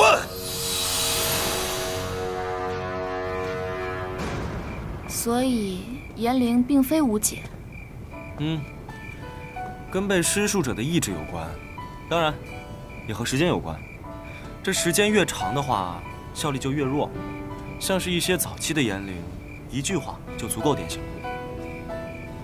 哦，那逆颜灵呢？你干嘛突然问这个？我好奇啊，不行吗？无聊。那个，你家到了。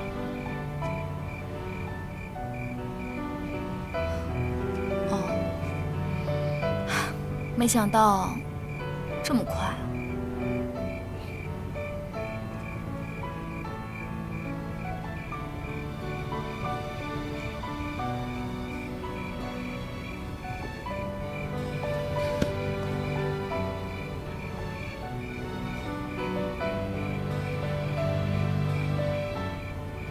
还能再见吗？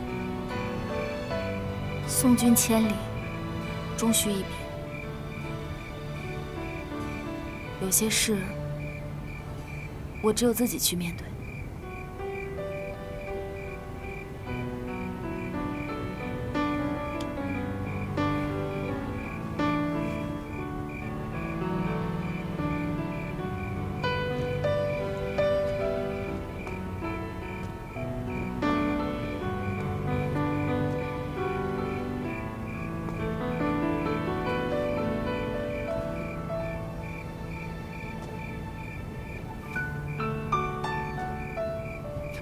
等等，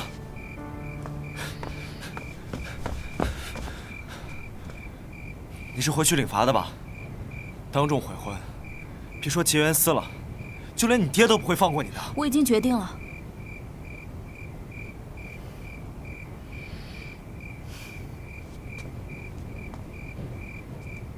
与其劝我，不如送我几句好话。你不是会言灵吗？你想要听什么？你记不记得我之前很喜欢的几句诗，说要写进画本里的？最终回的那首，很肉麻的，你真的要听啊？哎，行吧。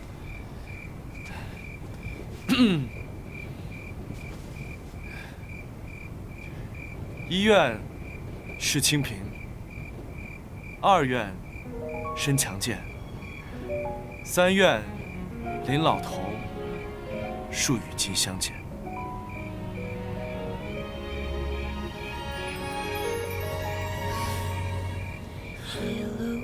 坏了，忘了刚刚送魏琪那句话的时候，把今天最后一次言灵给用掉了。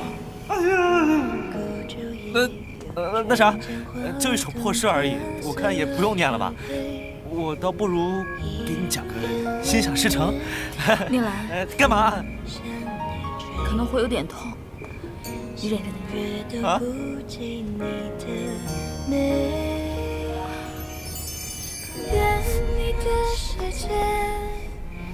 刚刚那些话，原封不动的还给你。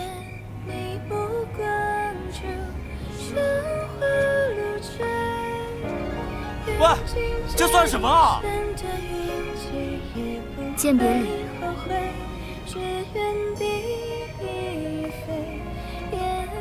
愧。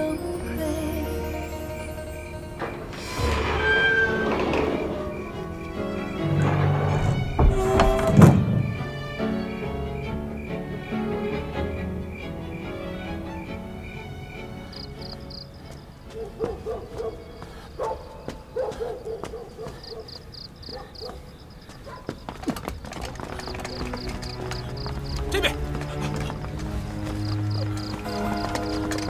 哎呀，军爷，你们找的人往前面跑了。谢林老板。追！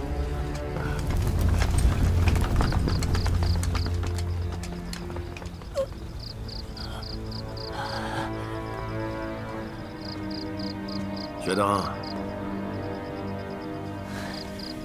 好冷淡呀！你就这样对待出手相助的同族？你一个雾隐村的弃徒，少跟我盘前瞻顾的。从你踏出雾隐村的那一刻开始，我跟你就不再是同族。既然如此，你当初为什么还要把我抓回去，还夺走了我的能力还有记忆？那是雾隐村对叛徒的惩罚，是你应得的。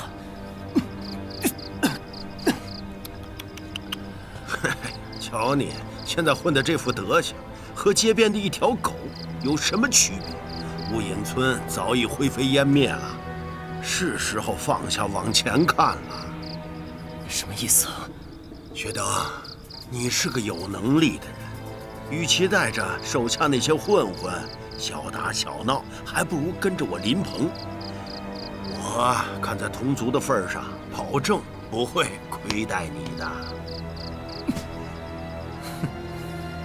想让我薛登为你卖命，瞧瞧你这鬼样子！怎么了？练武了？没有能力，你依旧是个废物。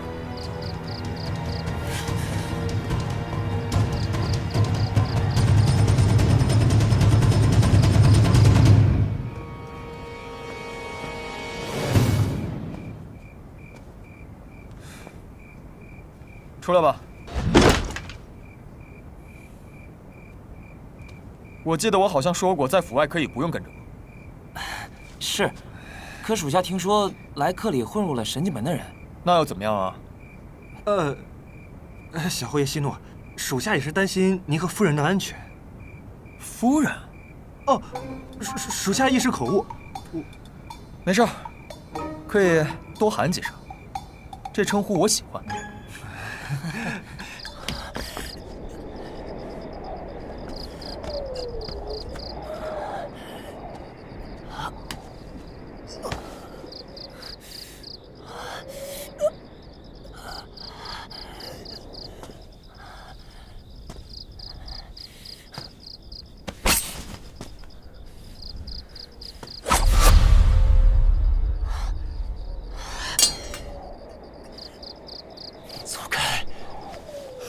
是猫变的吗？不是，那就是耗子啦。你躲在这边，猫也会来的呀。我叫你滚！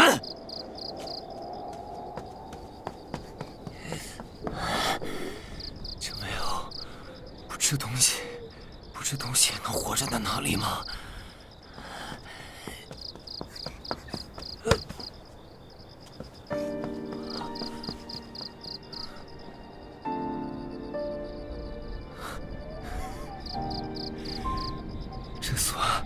这算是报应吗？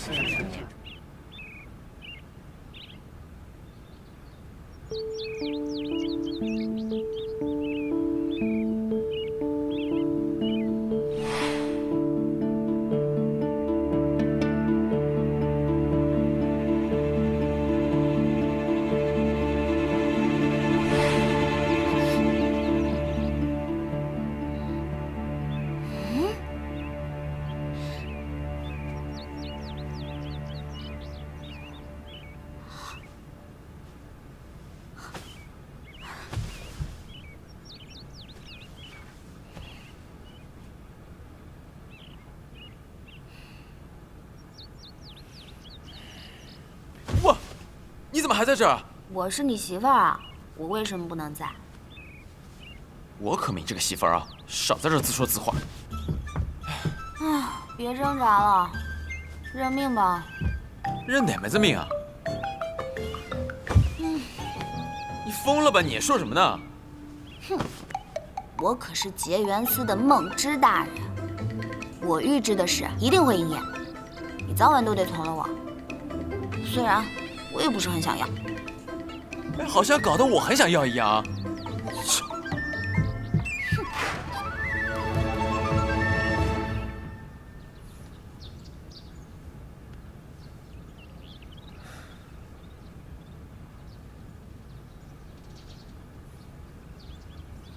周元啊，周元，你究竟还有多少面孔是我不知道的呢？一开始我以为你是男子，我纠结了许久。得知你是女子时，我欣喜若狂，想和你表白，却不知如何开口。如今，救我的红衣女子竟然也是你。这么多面的你，何时才能对我敞开心扉呢？希望那一天的到来不要太久。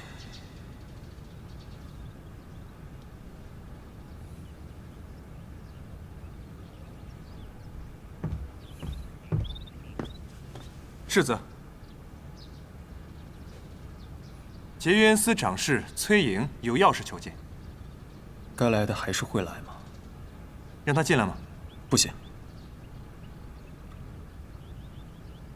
不能打扰他休息。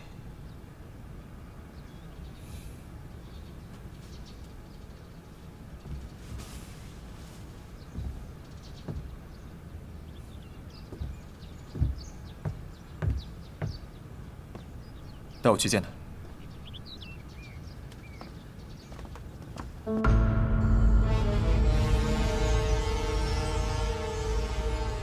这次退婚之事，责任全在孩儿一人身上，与旁人无关。孩儿甘愿受罚。好一个先斩后奏！为加入天下盟的事儿，我筹备了大半年，被你一个先斩后奏就给搅和黄了。我辛辛苦苦多年养出的女儿，你就这样对我呀你？铁了心的跟我对着干是吧？好，那我也没必要再袒护你了。结缘司下了禁足令，不满3年不得放出。你好自为之吧你！哼！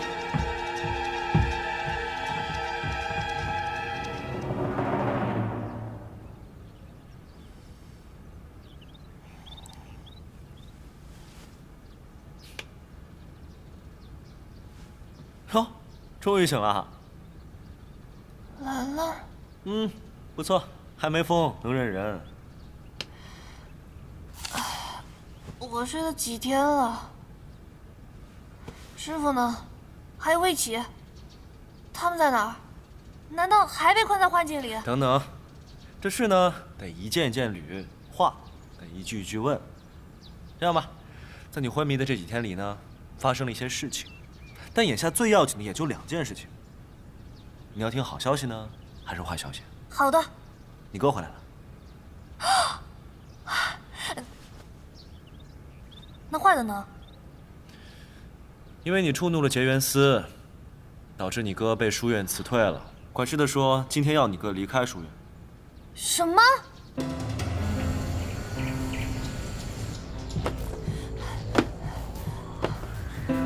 阿远。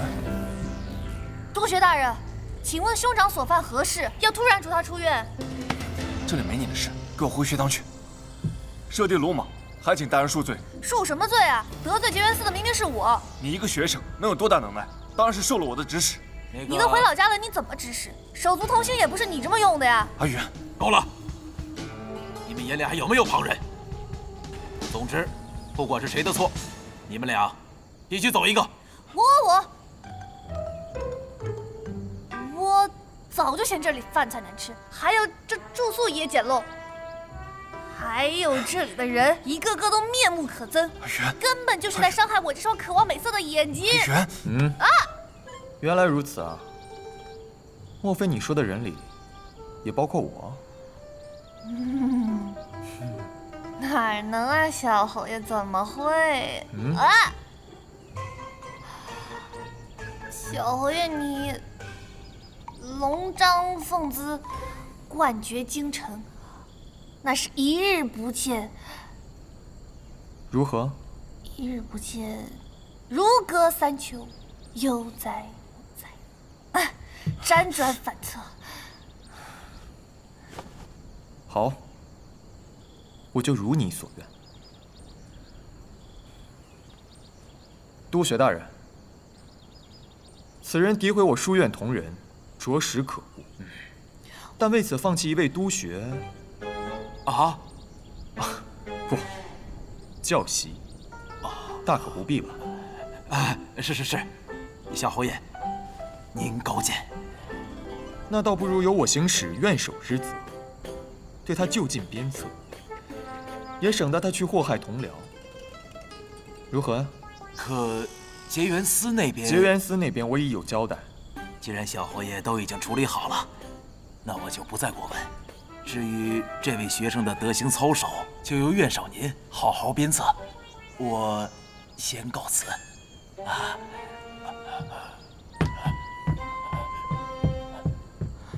这就解决了？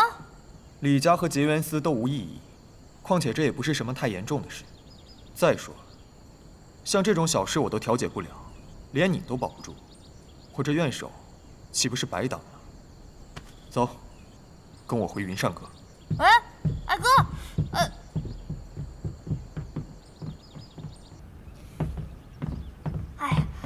哎呀，这是要干嘛呀？刚才我说了，既然我要行使院守之责，那我就要对你就近鞭策。从现在开始，我住哪儿，你住哪儿。你要我跟你住同一个屋檐下？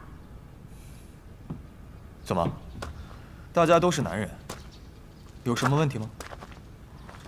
况且，这云上阁不是谁想住就能住的，你应该对我感恩戴德才对。我要真跟你住一块儿，那我的身份岂不是要被你识破了？感谢云珠兄盛情邀请，但是我一个弟子辈的人，让我住在云上阁，被人知道要说闲话的，我还是不了。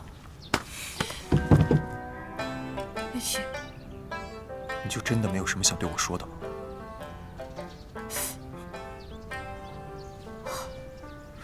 怎么了？怎么那么不小心啊？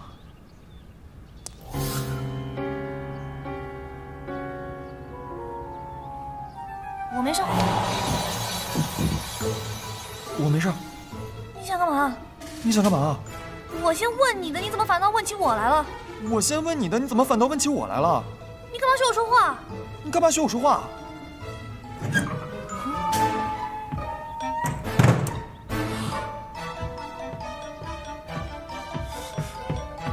你们干嘛呢？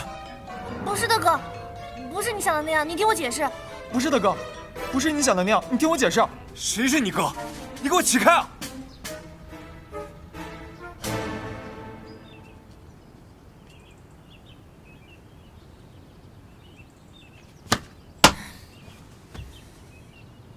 叹气会让幸运溜走，多笑才能永葆青春。你还有脸说？看看你的好徒弟们都干了些什么！偷梁换柱，瞒天过海，连神机门都给搅进来了。看来你这师傅还真是教导有方啊！哎呀，过奖过奖。不是在夸你。说起来啊，我的记忆在你这儿寄存了也这么久了，是时候还一些给我了吧？你这话题转的。不过，当初是你自己要把回忆给我，怎么事到如今又想着要回去了？此一时彼一时吗？人总不能永远原地踏步，总是要向前看的。这话可不像你这老油条的风格。你真的是裴音，不是谁假扮的冒牌货？我也是偶尔会有正经的时候嘛。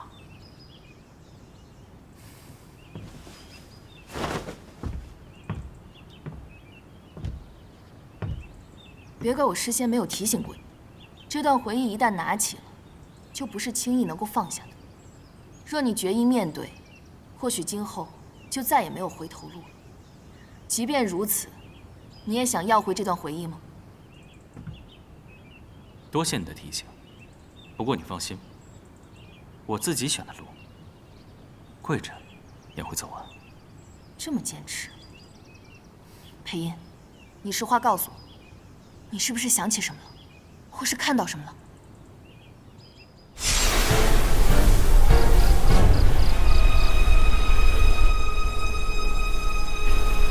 你怎么会有这样的能力？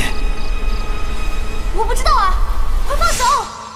终于有这种能力的人出现了，是傀儡术。什么？这有人在用傀儡术？是谁？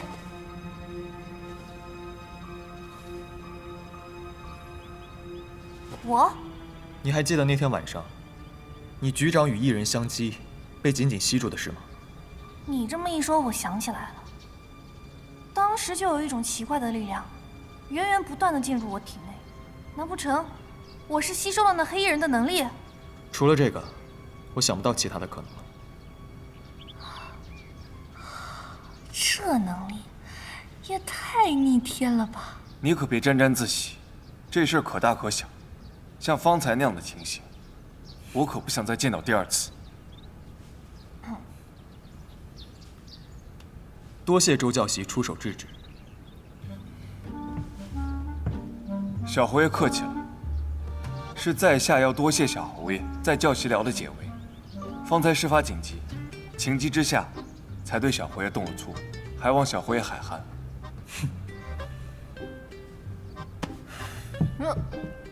哪有啊？周元是我的好朋友，出手相助不是应该的吗？承蒙好意，但阿愿与您身份有别，常伴左右，难免会有攀龙附凤之嫌。家父一生为人清廉，还望小侯爷能够谅解为人子女的一番孝心。走。哎，哥，这样不好吧？毕竟还在蹭着侯府的面子。闭嘴！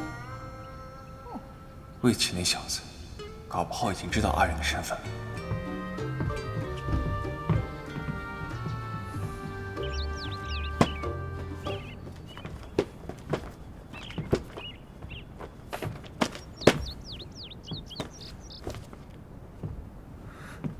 哎呀，这传说中的武痴魏小侯爷，居然大清早的出现在青云书阁，是我眼花了，还是太阳打西边出来了？哎呀，魏小侯爷，你居然也会对这种怪力乱神感兴趣？我还以为跟武学无关的书籍，你连看都不会看一眼。与你何干啊？这个时间，孟安兄不在天香楼寻花问柳，倒还跑到我这儿来。哈，怪不得我说孟安兄突然转性了，结果是新婚燕尔，伉俪情深呐。又是你，怎么走到哪儿都有你啊？你以为我想啊？不跟着你，这些谁替我买单啊？看来孟安兄不是娶了个老婆，是养了只宠物。你少在那说风凉话啊！拜你所赐，我现在水深火热呢。这可不关我的事啊！就算我不出手，你不一样也得成亲吗？哎，你吃，撑死你算了。本少爷恕不奉陪，告辞。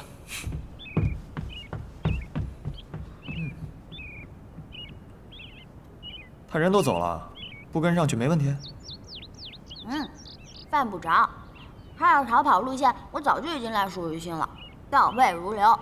哦，他一定是先去东门外的花街上，找他的那些老相好们寻欢作乐，干嘛呢？然后再去西市的天香楼点一桌山珍海味，大快朵颐。哎，怎么什么都没有啊？最后再到城隍庙旁边那家戏院里听小曲儿。他这一天所要去的地方和必经之路，我早就在梦里看得一清二楚，并且我都一一打点好了。毕星月，你给我等着！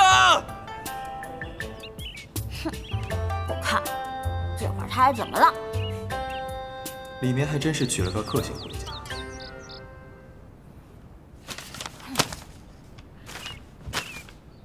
算了，不提他了。啊，哥哥，你都在这儿找了半天了，有没有找到你要的书啊？找是找到了，不过还是不能解答我的疑惑。看来普通书阁里确实没有相关艺人的书籍了。艺人？这里没有，藏书阁会不会有呢？哥哥要去藏书阁啊？带上我好不好啊？藏书阁是只为青云书院历任院手开放的书阁，不是随随便便什么人都能进的。你呀，就乖乖回去陪你的孟安兄去吧。嗯。啊，小姐，饭菜送来了。知道了，你下去吧。小姐，有句话，奴婢不知当讲不当讲。那就别讲。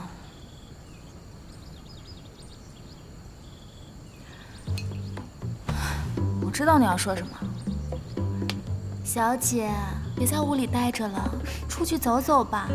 再不活动活动身体，您就该长膘了。整天来来回回就是这些陈腔滥调。小姐，虽说结缘司罚您禁足3年，可您也不必如此自暴自弃地惩罚自己吧。像您这样成天把自己关在房间里足不出户，是人都会憋出病来的。什么自暴自弃啊？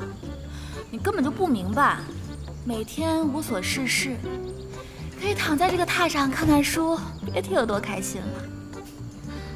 啊，对了，花海书生最近出新书了吗？我还在等着他的后续呢。出是出了，可是看完只会让人更加难受。此话怎讲？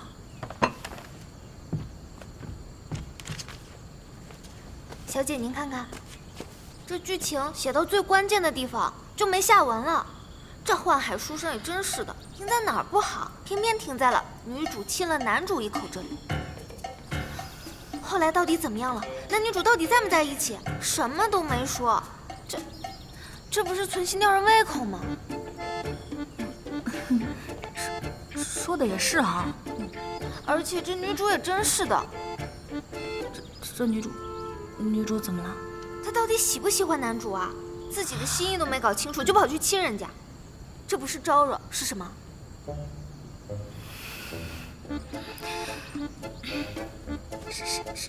是吗？哎，你说你自己性格差也就算了，怎么连你笔下的男主都这么不干人事儿啊？怎么不干人事啊？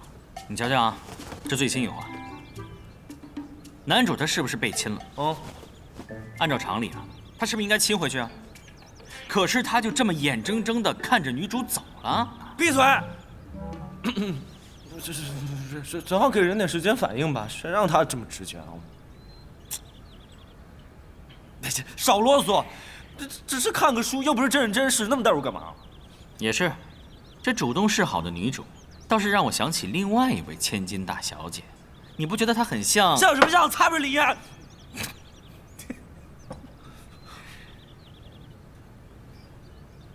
哎，我也这么觉得。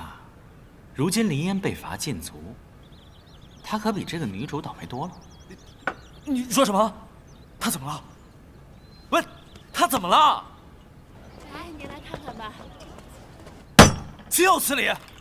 林烟不就退了婚事，凭什么被禁足啊？不行，我要去结缘司讨个说法。不用劳烦了。跟结缘司要说法，你还不够资格。你谁啊？我介绍一下，结缘司长是崔莹，我的上司。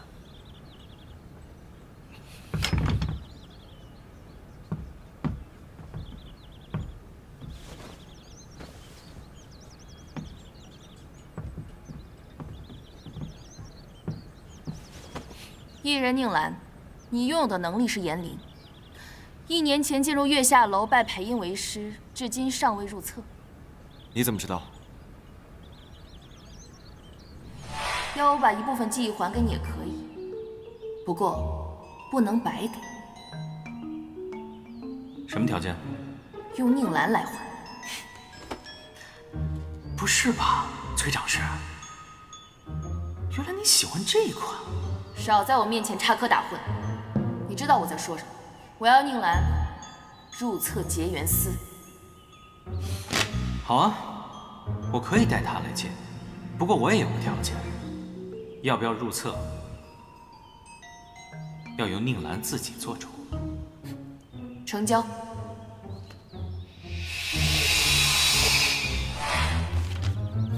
我就开门见山了，宁兰，加入我们结缘司。死都不要！我好不容易才从结缘司逃出去的，我凭什么自投罗网啊？之前是你太顽劣才会被收押，可能导致了一直以来你对结缘司有误解。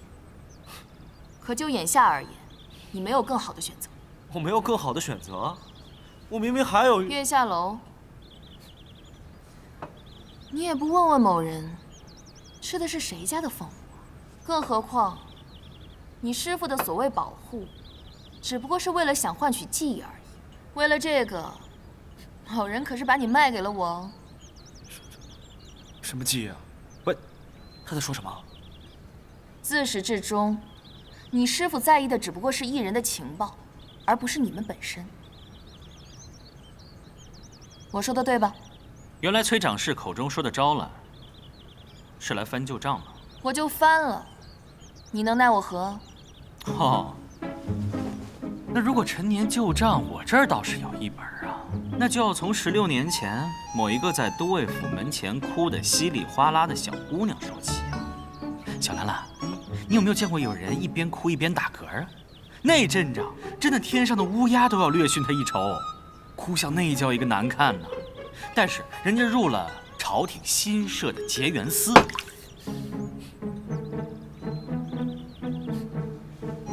废话就免了，聊正事儿。别啊！我听得正上头呢。哎，照你的意思是，结缘司16年前才建的，是因为什么缘故啊？那是因为当年出现了异人，原本不该出现在这个世界上的各种奇怪能力，陆续出现在普通人身上，随之而来的，就是周围人的惶恐以及接二连三的意外。这点，你应该比谁都清楚吧？当然，我也一样。这个世界上的大部分艺人，不过是被能力选中的器皿罢了，直到身体和精神完全被消耗殆尽为止。你这话是什么意思啊？这个世界上的大部分艺人，不过是被能力选中的器皿罢了，直到身体和精神完全被消耗殆尽为止。你这话是什么意思啊？看来你师父什么都没告诉你。但身为艺人，这些年下场凄惨的同伴，他们的遭遇，你多少也知道一些吧？不想像他们一样害人害己，就进我结缘司麾下，乖乖服从安排。崔长士，吓唬小孩子可不算本事啊！我这是在帮他，何况他现在又跟默读搅在一起。你又不是不知道，艺人不可以擅自婚配。那你也不能拿走他们的自由啊！总好过横尸街头吧。否则以林家之父，林烨为何入册？进入结缘司，是艺人在这个世界上唯一安身立命的途径，否则都是死路一条。这个是加入结缘司的契约，签好之后来结缘司给我。凭什么呀？不签也行。那林家我也不用去了。等等。该说的我都已经说了。你既然认定结缘司是洪水猛兽，多说也无益。总之，林烟的禁足令能否解除，就看你自己的选择。还有你，自己都自顾不暇，少多管闲事。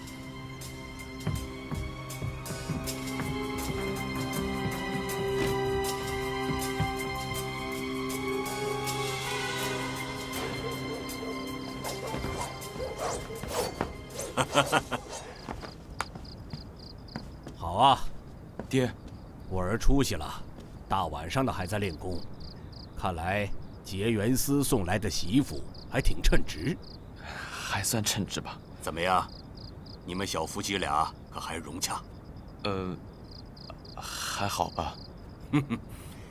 爹看得出来你挺喜欢她的，不然也不会放着花街不去，大晚上的待在家里。你呀，跟醒月抓紧给咱们李家生个大胖小子，继承他的能力，从此咱们李家就高枕无忧了。还是尽力。青云书院演武大会就要开始了，你准备的如何？有没有信心拿下院首之位？有吧？能不能对自己有点信心？什么叫有吧？那魏侯府这么多年来一直跟咱们李家针锋相对，处处压我们一头，搞得咱们李家那叫一个憋屈。梅儿，你可要替咱们李家把这口气给我争回来。爹，那咱先不说魏侯府在京城的势力有多大，就说魏喜的身手，你又不是不知道。他要这么容易被打败，我也不必费尽心思跟他争了这么多年，最后还没捞这个好。你小子平时的鬼主意不是倒挺多的吗？怎么这种事情就不开窍呢？可是爹，没有可是，这次的院首之位，咱们李家势在必得。我不管你用什么方法，总之一定要把魏启那小子给我挤下去，听明白了吗？还明白了。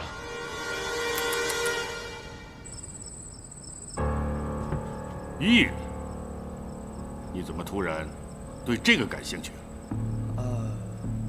孩儿在书阁翻阅《志怪奇谈》时，无意间看到了有对异人的描述，有些好奇罢了。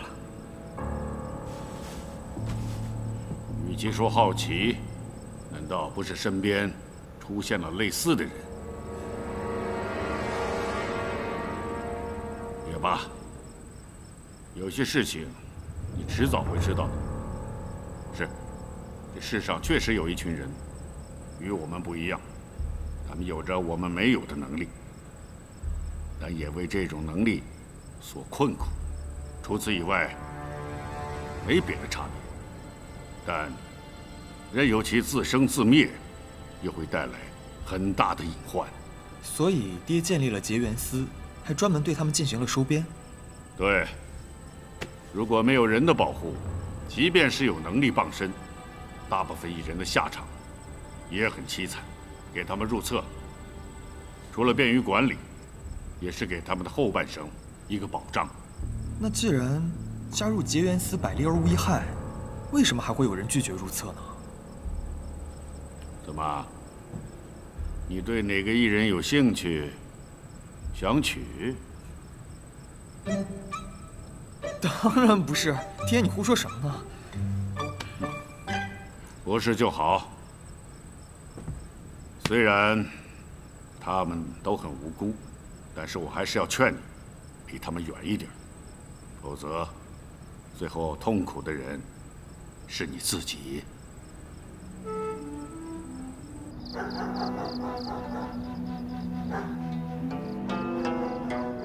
爹的那一番话，似乎话中有话。他为什么如此忌讳艺人？难道过去，爹曾经和艺人之间发生过什么不好的回忆？师傅，等等我！师傅，等等我！周元。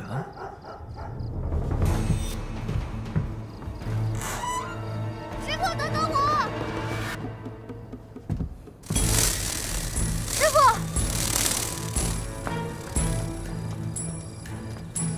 师傅，我知道你在这儿，快出来！哟，你来了。师傅，来个劫后重逢的拥抱吧。抱你个大头鬼！一声不吭就丢下我和月下楼消失的无影无踪，这就算了。上次那个黑衣人是谁？和你是什么关系？还有傀儡术，为什么我一碰他的手就会吸走他的能力？冷静，冷静，你这好歹体谅一下老人家嘛。你这一上来劈头盖脸这么多问题，我这一下也回答不上来啊。好，第一个问题，黑衣人是谁？他叫薛登，是我的一个老朋友。还有呢？对了，他也是艺人。那天你看到了，操纵别人的傀儡术呢，就是他的能力。那为什么我会吸走他的能力啊？这点我也很好奇啊。或许这就是你与生俱来的能力。你真的很有潜质。我现在越发觉得，我没有看错人。我越发觉得，你在坑我。什么能力呀、潜质的？你能不能说一点我能听懂的东西啊？其实你的能力和他真的很像。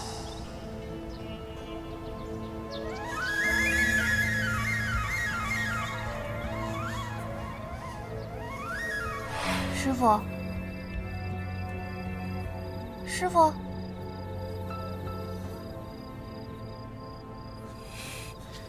你们还想我多久啊？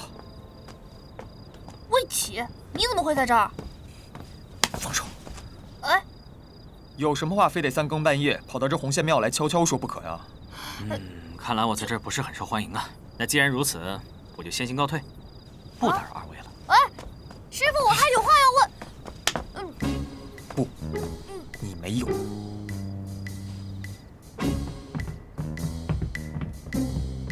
哎，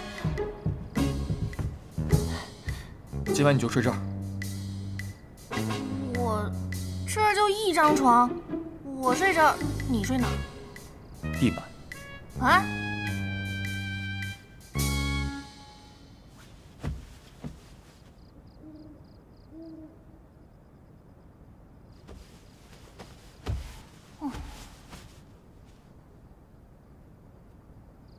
盯着我看干嘛呀？哎，你都没睁开眼睛，你怎么知道我在看着你啊？想说什么就说。魏启，你还是到床上来睡吧。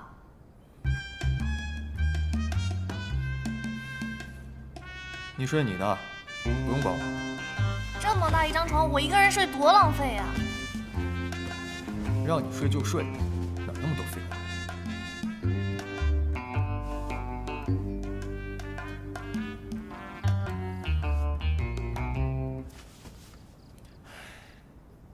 真是不让人省心。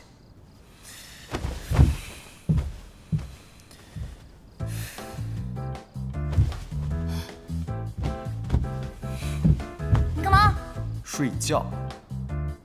我不。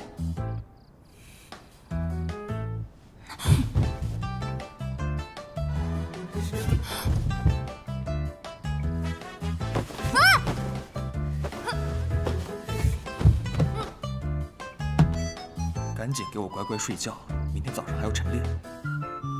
我是不是惹你生气了？什么意思？你怎么突然这么对我？让我分不清你跟我哥。谁像你哥？说清楚。老实说，你比我哥还温柔。不喜欢吗？也不是啦，就是有点不习惯。从小到大，除了我哥和我爹，没有人对我这么好过。这不还有我吗？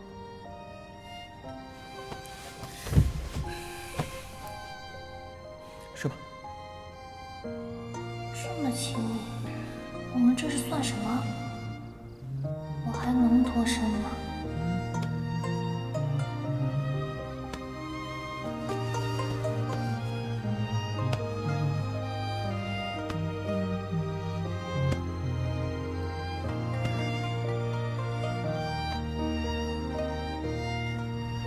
从昨晚到现在，为什么会一直心悸？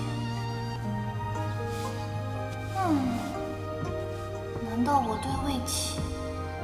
可是我不能心动的。唉，一大早你就跑到我这儿来坐着，问你有什么事情你也不搭话，只是坐在这儿长吁短叹的。怎么？难道说心悸病又犯了？没有啊，我好得很。阿元，有什么事你就直说，千万别瞒着哥。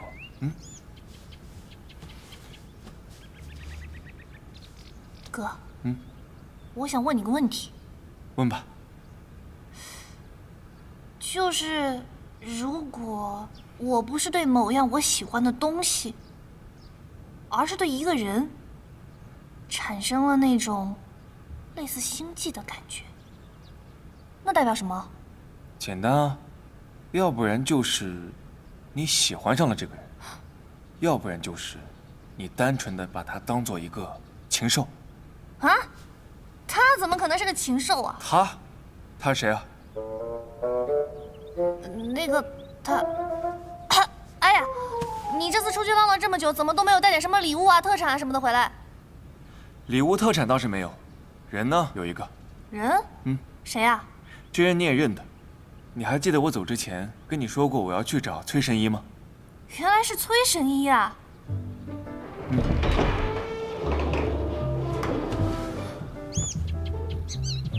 崔神医，周姑娘，多年不见，都变成大姑娘了。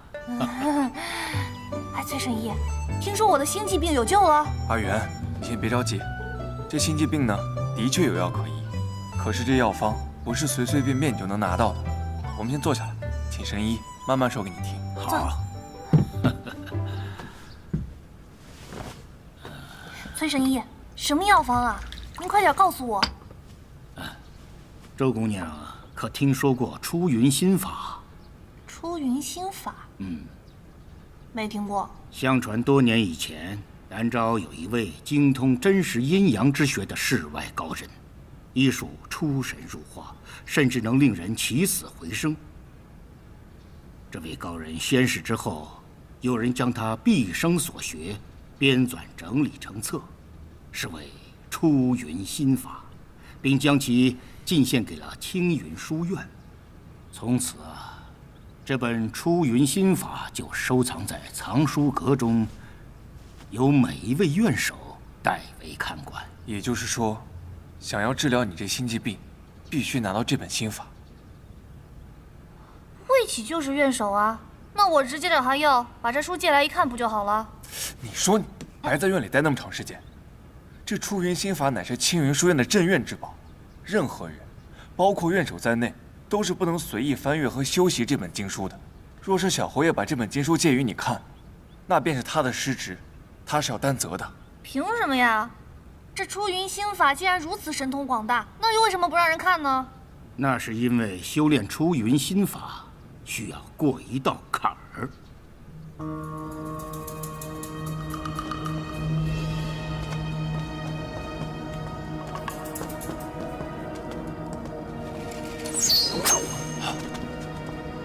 有情况，走去看看。走。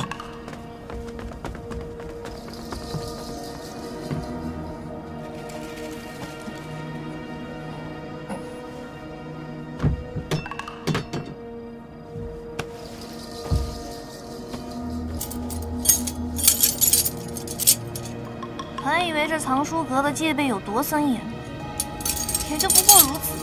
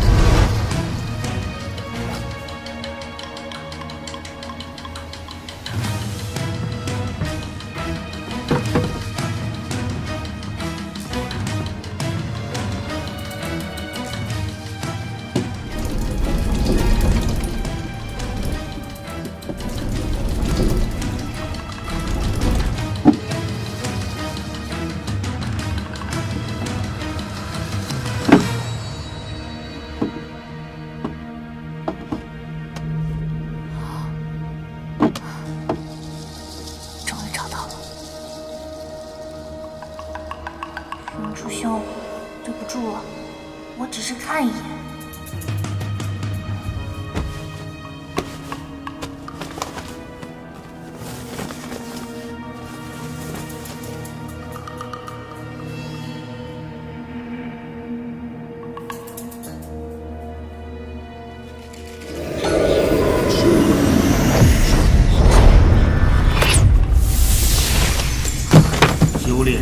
云心法需要心魔这般法，轻则迷失心智，重则走火入魔，内息命由而死。糟糕，难道是？正因为如此，青云书院才将这本出云心法束之高阁，不允许任何人翻阅。难道我也过不了这坎吗？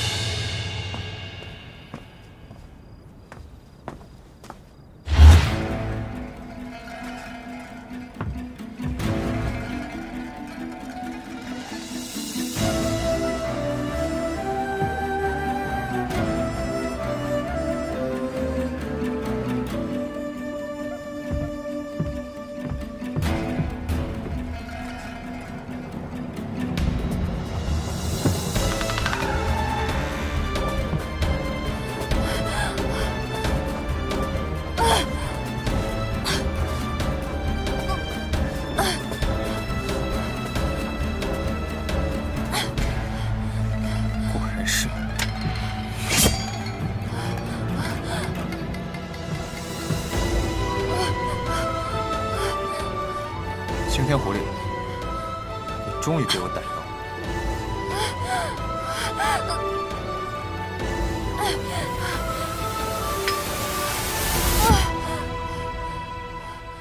阿元，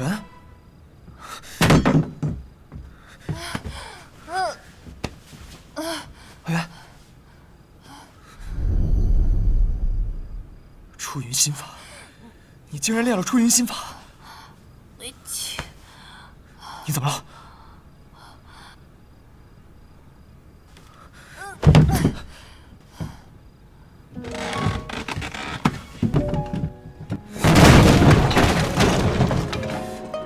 喂，这么大动静，一会儿又有人来了。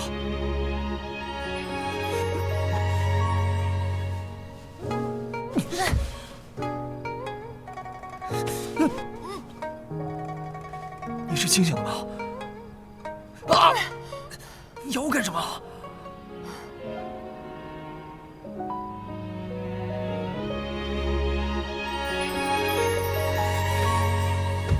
写了无你有你摊开诉说的心扉，孤舟也有春江花动打碎了酒杯。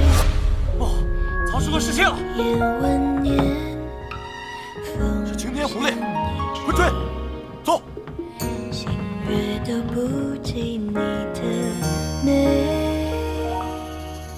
不愿你的世界尘雨纷飞，不愿你目光处生花露坠，用尽这一生的运气也不会后悔。父亲大人，见字如晤。回京城数日有余，一切安好。唯阿元心急。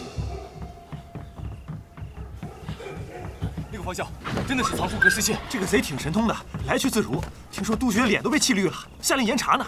还查什么呀？十有八九就是晴天狐干的。这次没抓到，下次就更难了。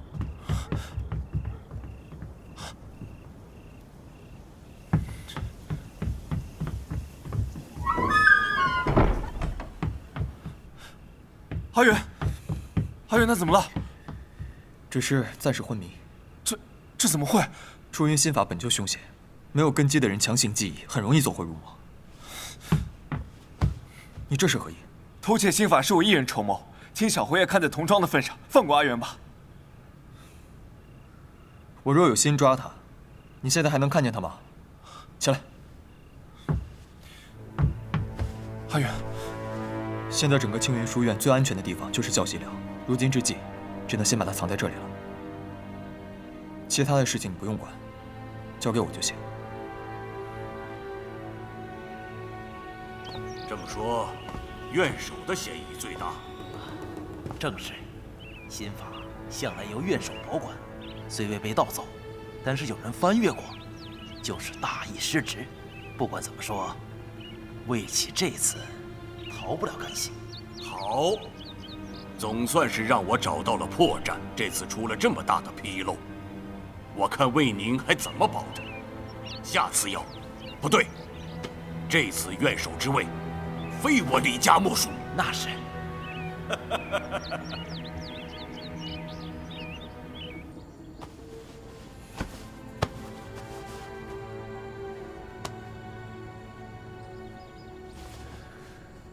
我刚刚用内力打通了他的经脉，他的内息安定了许多，应该是没什么大碍了。周母先替阿元谢过小侯爷。不必多礼，这是我的分内之事。不过小侯爷，容在下斗胆问一句，书院那边您打算如何善后？藏书阁被盗，可大可小，万一被有心人借题发挥的话，这个我自有安排，你不用担心。相比这个，我更好奇的是，他为什么会去偷出云心法？是。小侯爷，李胜带了一大群人去了云上阁，说是要向你讨个说法。果然，李胜不会放过这次机会。周教习，这边先交给你了，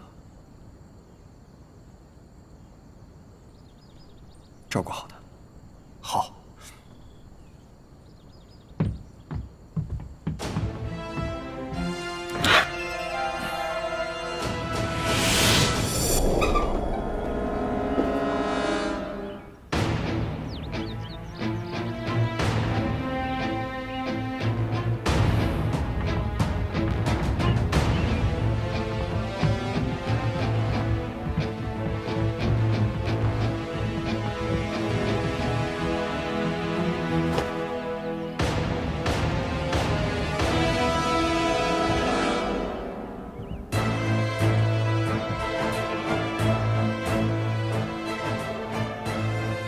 藏书阁被盗，事关重大，贼人一日不除，书院难有一日安宁。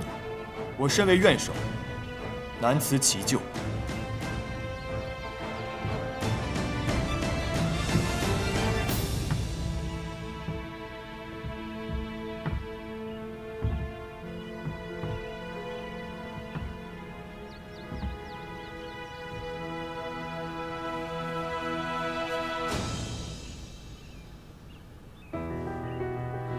我魏启，从今日起，放弃书院的一切权利，包括院守之位。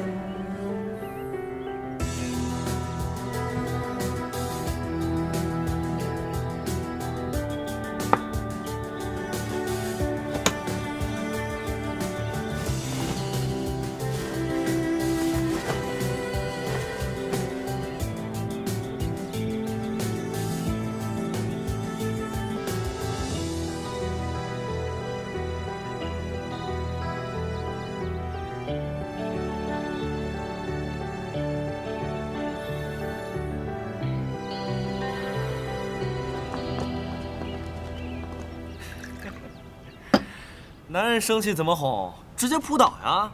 跟男人就别整那些没有用的东西。不过，前提也是要他喜欢你，否则那就是自取其辱。不愧是宦海书生大人呐，不仅化解了尴尬，这男女主的关系也是一日千里。我们家小姐呀，也不敢这么乱来呀。哦不，是出奇制胜，出奇制胜啊！不过，你家小姐如今被关在家，应该有空出来的时间可以写话本吧？怎么了？小姐呀，她封笔了。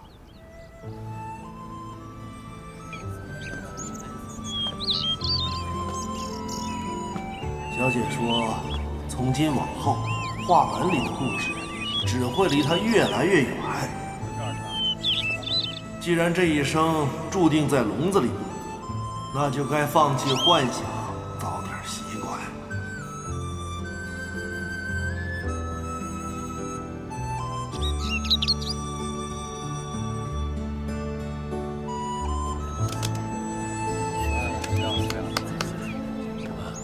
我看您在这儿看半天了，您是买还是不买啊？笼子怎么卖？哎，找茬的吧你！我这卖的是鸟。银子我给你，把鸟放了。这不是我不放，这鸟啊娇生惯养，离了笼子活不长的，这不是造孽吗？所以呢？所以它就应该在笼子里待一辈子？羽毛是你们剪的，笼子也是你们造的，如今说它不够自立，这样有何道理啊？你冲我发挥也没用啊！谁生下来不是活在笼子里？又有谁是绝对自由？哎，你看他关在笼子里可怜，没准儿他还想被关在笼子里养着呢。你跟他又不在同一个世界，有什么资格同情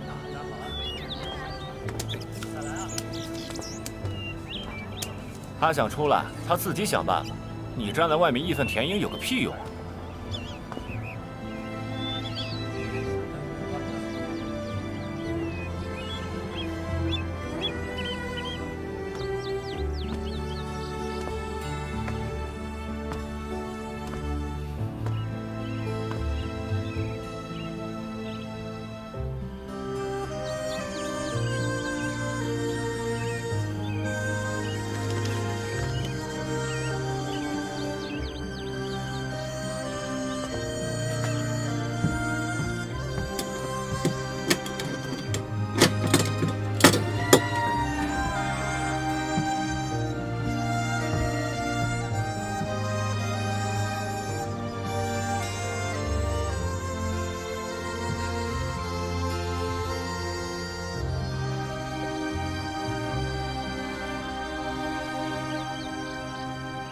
你不后悔吗？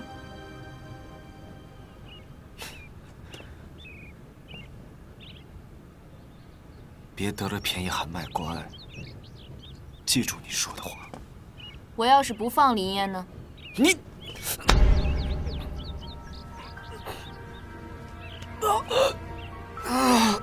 想用能力伤人，就是这个结果。早点习惯吧。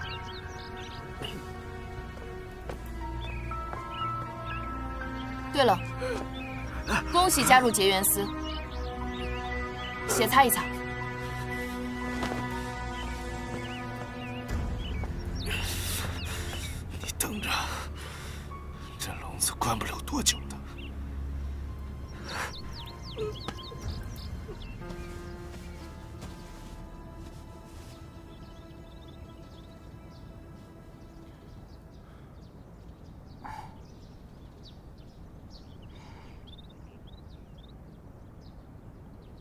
哥，阿元，你醒了。我怎么会在这儿啊？我不是应该在藏书阁摸心法吗？又怎么会？你被心法乱了神智，崔神医的封印也被冲破了，差点走火入魔。幸好魏启及时赶到，否则后果不堪设想。魏启，慢点。是魏启救了我。那他人呢？怎么没跟我们在一块儿啊？他……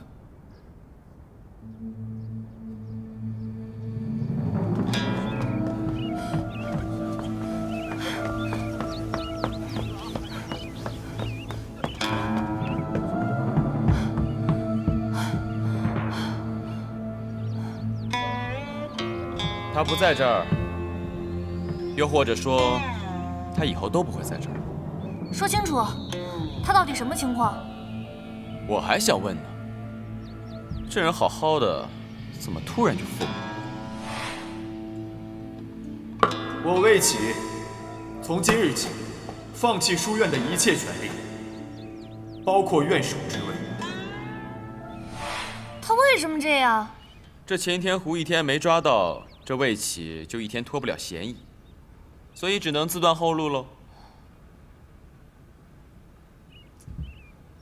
你说他做的这么绝，到底是为了袒护谁呀？这到底是值得还是不值得呢？那他现在人在何处？谁知道呀？他如今在书院什么都不是，连最下等的院生都不如啊！真是可怜。哎呀，估计也只能去住最差的阁楼了。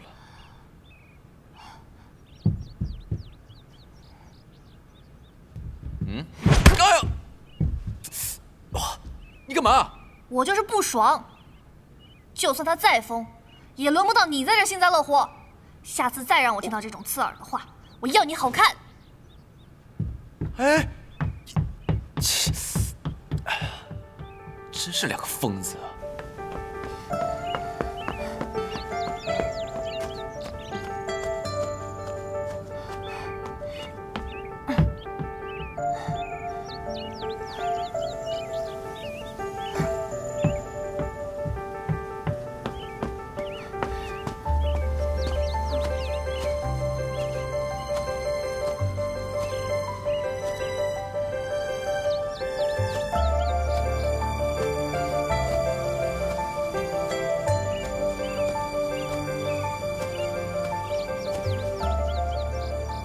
云阁，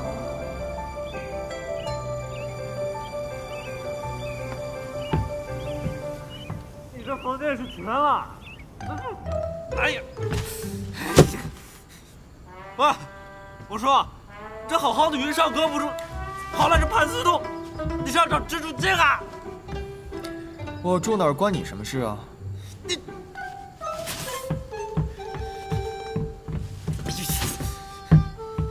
你以为我想管啊？我问你，阿元呢？阿元去哪儿了？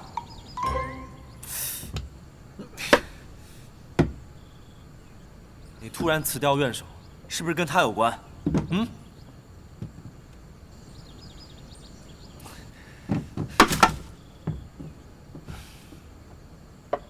你傻呀？想摆平李胜就一句严灵的事情，你干嘛不叫上我？就算你用严灵制住他，那其他人呢？了结事情最快的方法就是出一个替罪羊。李家父子明摆着冲着我来，我不吃点亏，他们又怎会善罢甘休呢？可你这亏吃的也太大了吧！从云上阁到这儿，这岂止是云泥之差呀！你牺牲了这么多，你不后悔？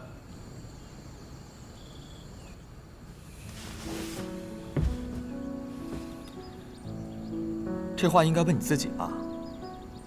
为了林烟，你这个山大王，不也心甘情愿地跑到结缘司去做牛做马吗？还有，纠正一下，所谓牺牲，是两者皆重，故此而失彼。而我所弃者，不及周原万一，有何后悔啊？而这不叫牺牲，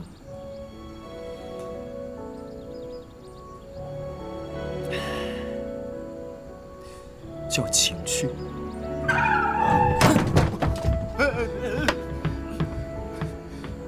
是学院第一不好，还是云上阁住着不爽？你干嘛一脸不在乎？我现在就要去告诉掌院，说你是因为犯病了才说的那些胡话，全都不作数。该受惩罚的是我这个小喽啰，和你这个优等生有什么关系？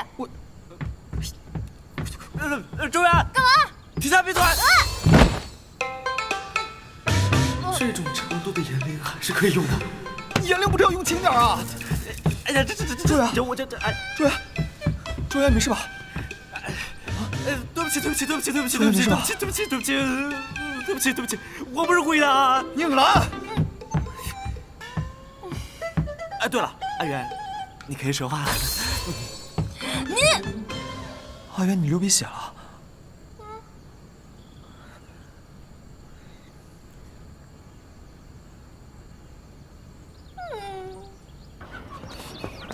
早知道不该帮那两个忘恩负义的家伙，搞得我到头来两边不是。还有崔莹那家伙也是，这一个两个的，真是让我火大。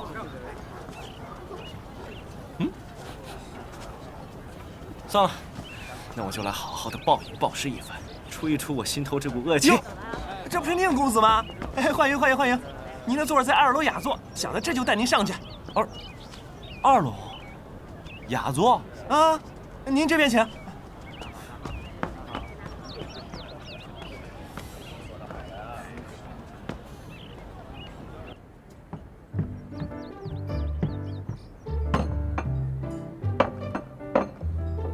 宁公子啊，您的菜都上齐了，请慢用。哎，等等。首先，我没有点这些菜。再说了，这满桌的山珍海味，我一个人也吃不起啊。还有这雅座是怎么回事啊？我只不过是想普普通通的吃一顿，你搞这么大阵仗干嘛？宁公子说笑了，您可是我们天香楼的贵宾呀，您的账早就结清了，还有富裕呢。小的怎敢问您要钱呀？你说什么？已经有人替我把账结了？啊？没错。哟，林小姐。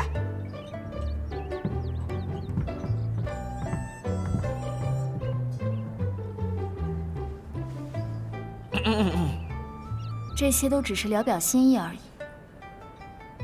若你觉得还不够，这天香楼外的一整条街，只要是你喜欢的，我都可以买下来送给你。是，你有钱，你了不起。可是我真的没有做什么值得让你大张旗鼓感谢我的事。有钱也不是这样乱花的吧？是吗？那你这个热爱自由的山大王，是如何心血来潮，接受结缘寺的招安呢？那是我和翠莹的事，你别管。宁兰，你敢不敢看着我说话？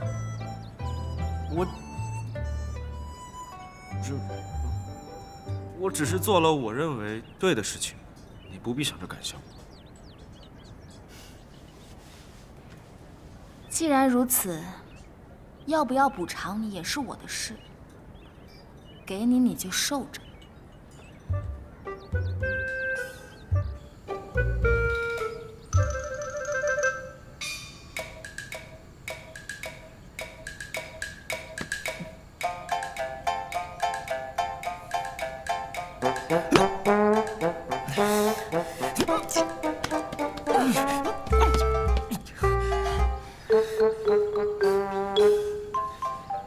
解了眼灵了，想骂就骂吧。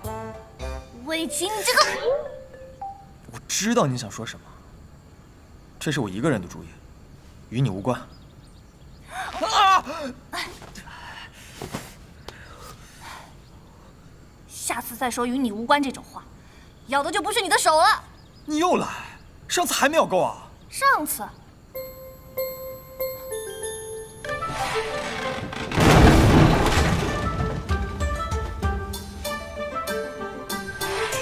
崔神医的封印也被冲破了，差点走火入魔。你脸红什么？莫非是想起什么了？我没有，我不是。管你想不想起，总之，擎天湖的事下不为例。好，我周元发誓，从今日起，这世上再无擎天湖。还有呢？为何要去偷出云心法？那天晚上，对我做的事，一一都给我解释。那个，等我想起来再说吧。啊，我好像有事儿。啊？啊！我话还没说完呢。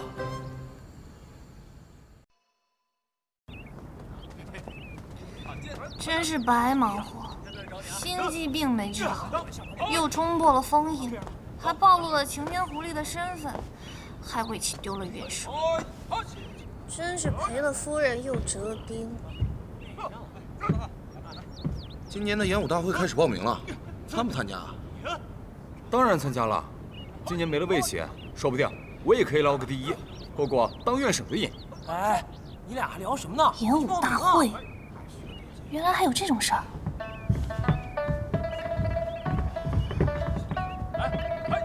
有了，我的心悸病有救了！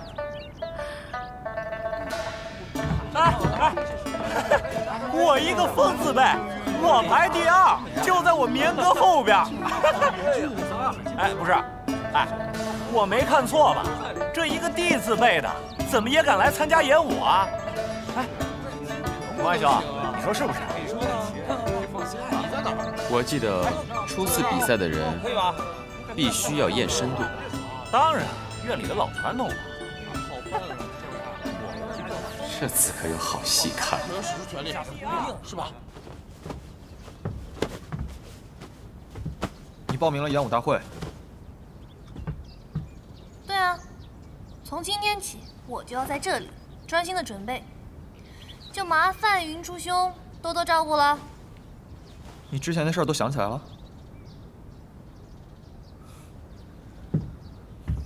那就起开，谁让你睡这儿的？我不管，你一天没回云上阁，我就要在这儿陪你多吃一天的灰，谁也赶不走我。是吗？嗯。我这个人啊，半夜喜欢爬床，这样你也无所谓了。云初兄，你最近怎么好像变了一个人？少废话！你知道参加演武大会的后果吗？不光你的武功会爆，你的其他秘密，其他什么秘密？还是不打算告诉我吗？别问我，你这个完全没有自觉的家伙，你到底为什么就一定要参加演武大会啊？因为我要做院首，你放弃的荣誉，我通通都要帮你赢回来。除了你，我不会让任何人入驻云上阁。当然，出云仙法我也要。啊！笑。喂，我是认真的。逞英雄之前，先做回你自己吧。什么意思啊？喂，你去哪儿？帮你弃权。啊！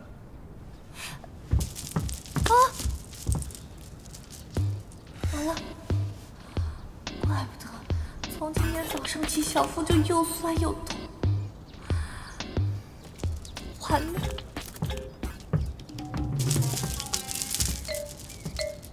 什么完了？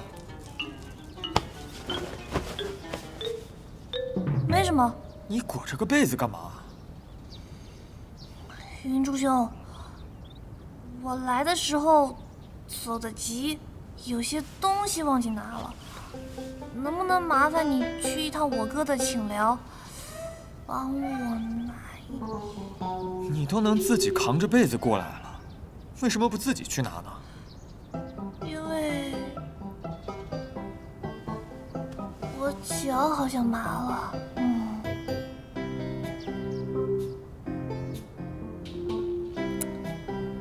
唉，算了，只怕是和你说了，你也不知道是什么。我还是自己去吧。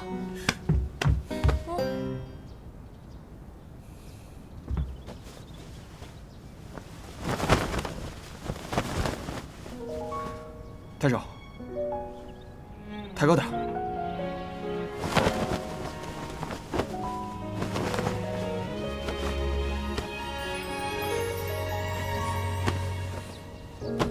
云初兄，你这是……少废话，脚麻就少说话。我带你去周平的寝寮。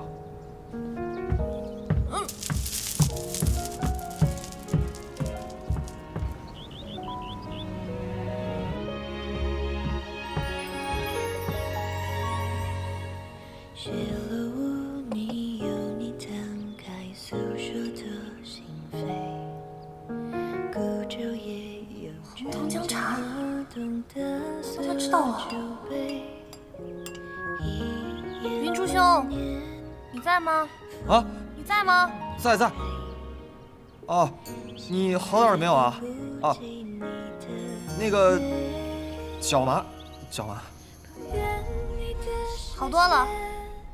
多亏你及时送我回来，但我有个问题想问你。你说。你我既都是男子，换衣为何要隔着屏风啊？魏琪，你给我滚出来说清楚！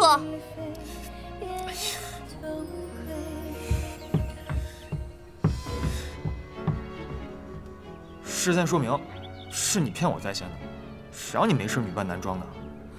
我也没有很刻意啊，我也是因为从小到大我穿惯了男装，我有什么办法？要怪还不是怪你们学校这破规矩，凭什么招男不招女？那要是没有这规矩呢，你就会恢复女子身份，穿回女装？你还是不会，对吧？相比掩饰，你这更像是在逃避自己是女子这个事实。是又怎样？我想强大有错吗？如果身为女子就要被冠上弱者的头衔，那我宁可不要。你连自己都接受不了，你还谈什么强大呀？你站着说话不腰疼，制造这些规矩和偏见的不是你们吗？小侯爷，你们俩这是……该说的我都说了，演武的事我不会再管，你好自为之吧。哼，为之就为之，我这次还参加定。哇，哎，中华神了，真的吧？是。又中了！这家伙已经完全不加掩饰了。哎呦！因为这本就是他原来的样子。阿元若是个男子的话，很有可能早就跻身一流高手行列之中。只可惜，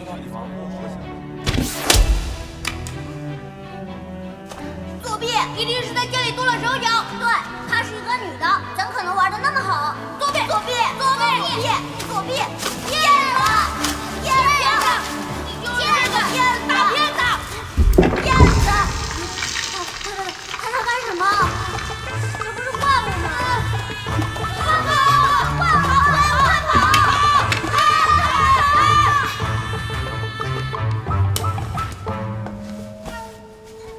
阿元，想什么呢？哥，什么是怪物？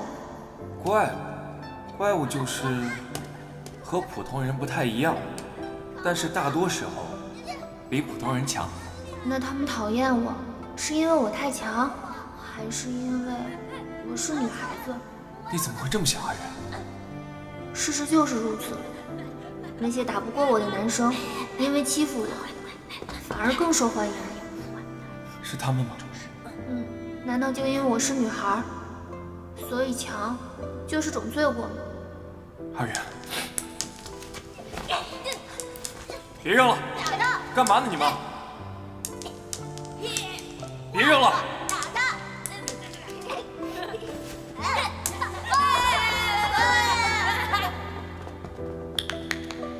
从今天开始，我不要被人视为弱者。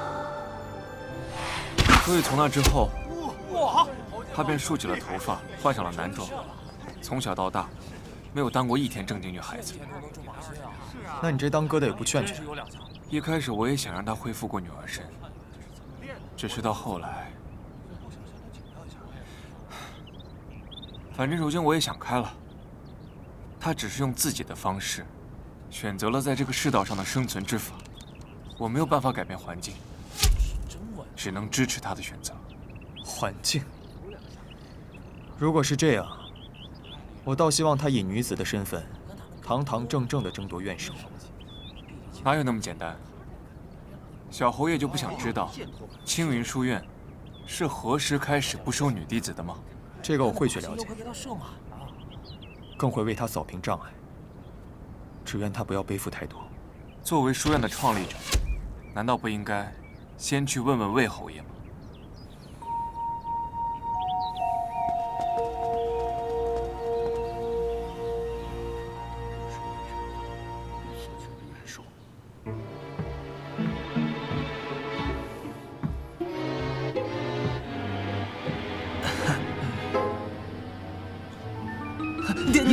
你骂我可以，娘在这儿呢。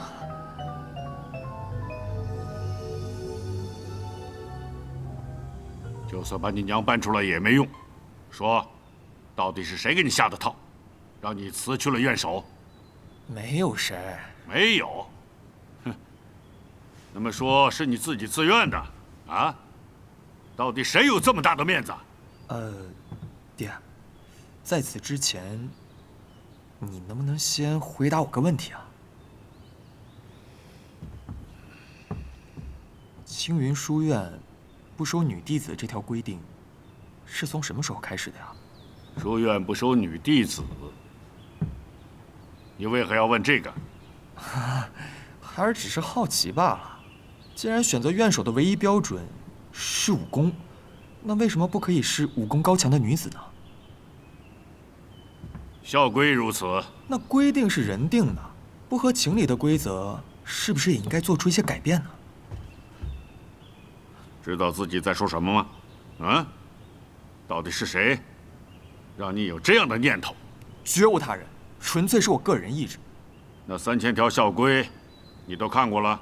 什么？3000条？校规不是只有几十条吗？连校规都不知道，问个屁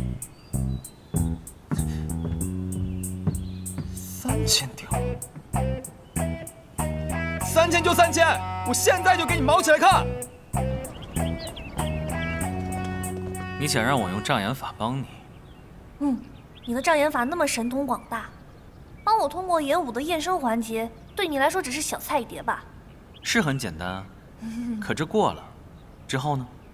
之后，你如果要坐稳院手的位置，每年就会经历同样的考验。万一我不在你身边呢？师傅，你要走？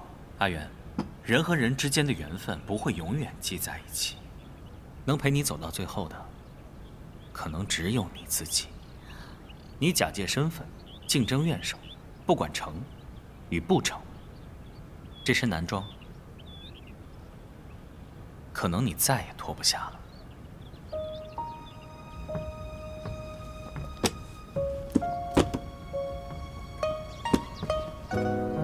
干嘛不出声啊？想站我后面偷袭我？哼，我偷袭谁也不可能偷袭你啊！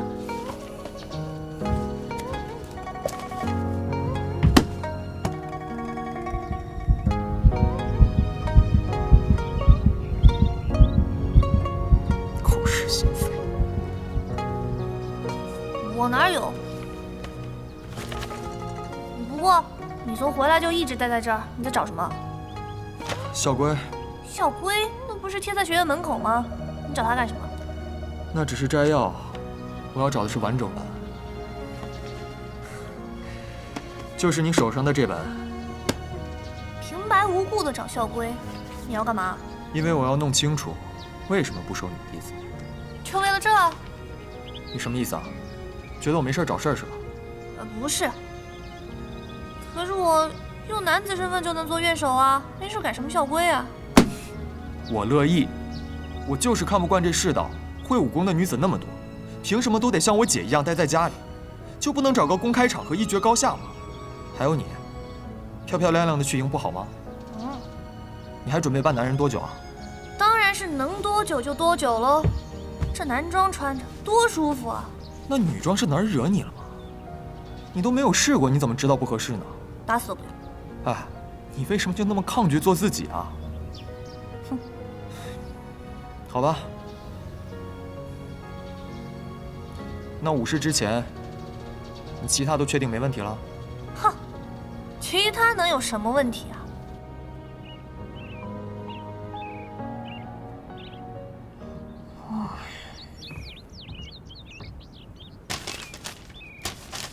你知道文士在乙等以下参加演武是会被扣分的吗？哼，太麻烦了。演武不是只要考武功就行了吗？为什么要考这些麻烦的乱七八糟的东西？这法令、算术、文才、风土志，这4样哪样不是基本常识项目呀？哼，那是你的基本吧，前元首大人。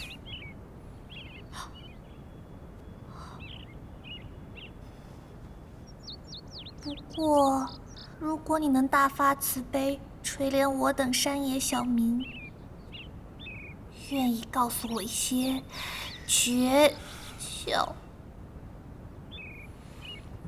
告诉你可以啊，只要你答应我个条件。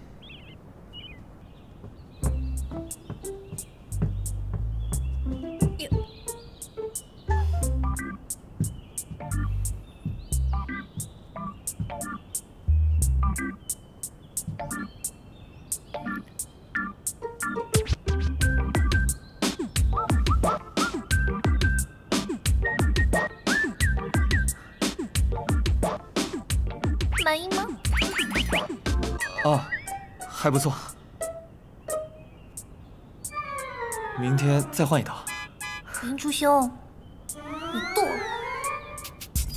我是希望你以女子的身份，堂堂正正地获得院手之位，并且接受真正的自己。这就能？这就能接受真正的自己了？我觉得我一直都挺好的呀。哎呀，我这身衣服真的是太不自在了，你不觉得怪吗？我也觉得你怎样都好，但是呢，这样更好。嗯。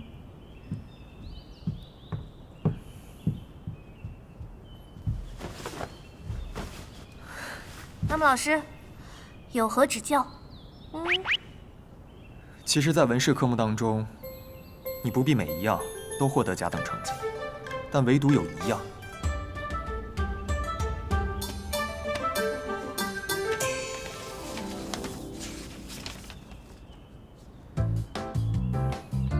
对江湖上各门各派的认知及各家镇馆兵器的了解，若不滚瓜烂熟，你的武士恐怕会输得很惨。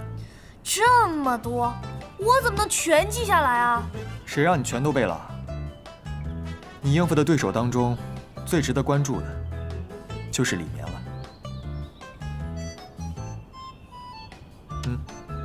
星落剑不仅削铁如泥，而且栖身在剑身当中的剑灵更是凶险，可以斩人于100米之外。在刀剑类武器当中，杀伤力可谓一骑绝尘。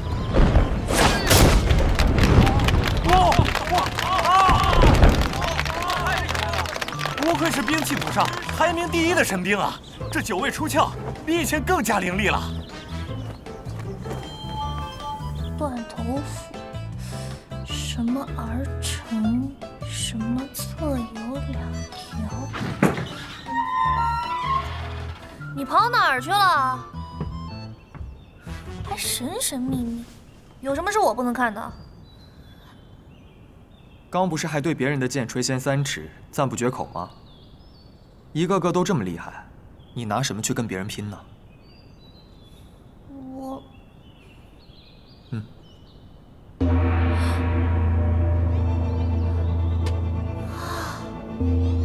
莫非这是给你的武器？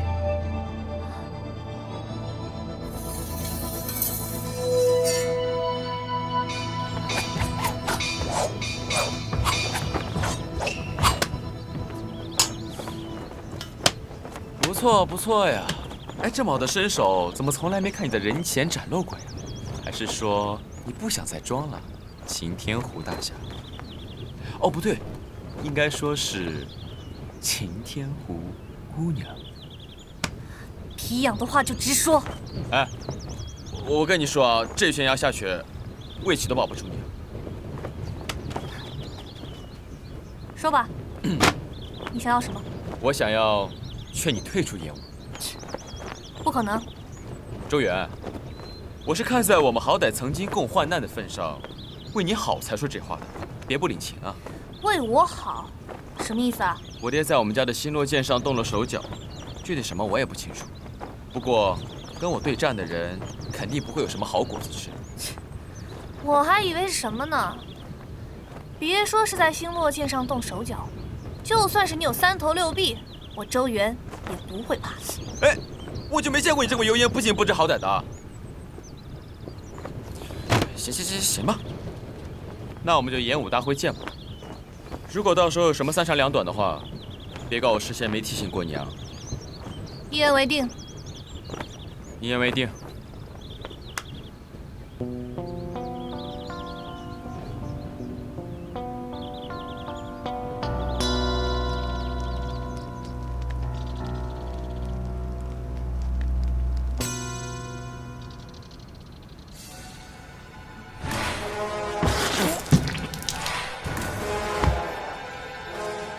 哇哦，输得好惨啊！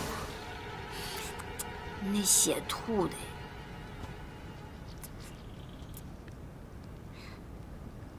想吃鸭血粉丝了。哎呀，你干嘛？你在干嘛呢？脚，啊，疼！你踩到我腿了啊！痛！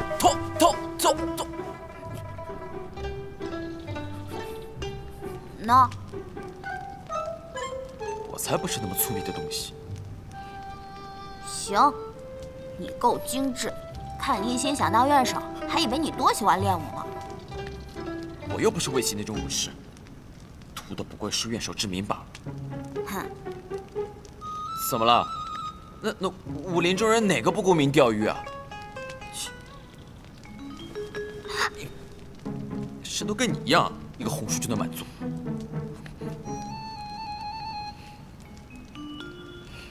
那反正都会输，这次你就放弃吧。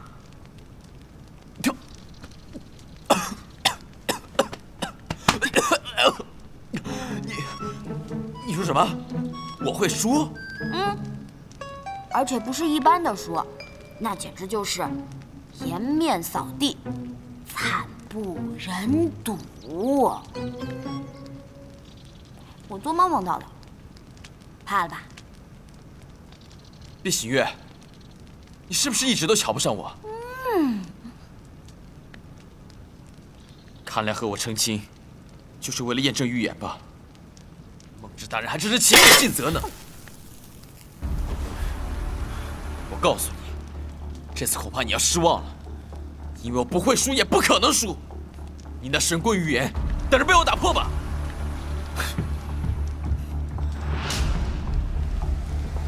没想到啊，这家伙还挺有气性的。大众下去，放心大胆下啊！中原也可以下，中原也可以下，赶紧下啊！这边也可以下，下个乐手就是你，小人帮你下。好，姑娘，我们这不收鸡腿。那我就压桂花糕。桂花糕也不行啊。为什么不行啊？钱不就是用来买桂花糕的吗？再说这是爆冷区，你到底要压谁呀？方圆阁、周元。姑娘，来，真的是算我一个。哎呦，你也要压周元？没错。这怎么看一个弟子辈都不可能赢得过天子辈嘛？哎，买定离手，买定离手都。好吃吗？好吃，这牌桌上也长不出来。再说，如果你赌输了呢？呸！里面那个家伙就不可能赢。仗义。不过你就是因为这件事离家出走的？我也不知道，最近和那个家伙天天待在一起，搞得我心烦气躁，我现在都睡不着觉了。这样下去，我还怎么做梦之啊？不做梦之可以做李夫人呢。哎呦，莫非这件事你没想过？你可别吓我啊！他未来可是……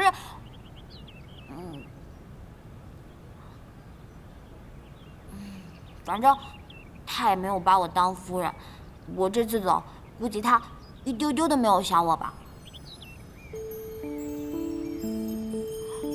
你这么看着我干什么？你知不知道，人的思念其实是有颜色的，除了单相思外，还有另外一种毫无察觉的思念呢。是吗？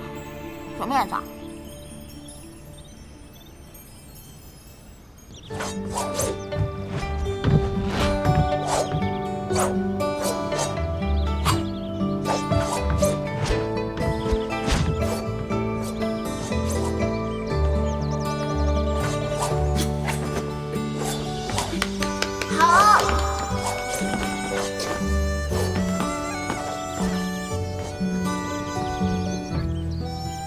喂，想什么呢？一声不吭就来了。没什么，看你舞剑的样子，让我想起了我娘。你娘？你手中的这把剑，就是我娘的，名唤晴雪剑。你娘也会武功？不过也是，你家下至丫鬟，上至你姐，都很生猛。你娘会武功也不奇怪。不过从这剑的使用痕迹来看，你娘也是个相当高的高手啊！真想跟她切磋切磋，她现在在哪儿呢？她几年前就去世了。对不起。该说对不起的人应该是我。你知道从何时开始，青云书院不收女弟子的吗？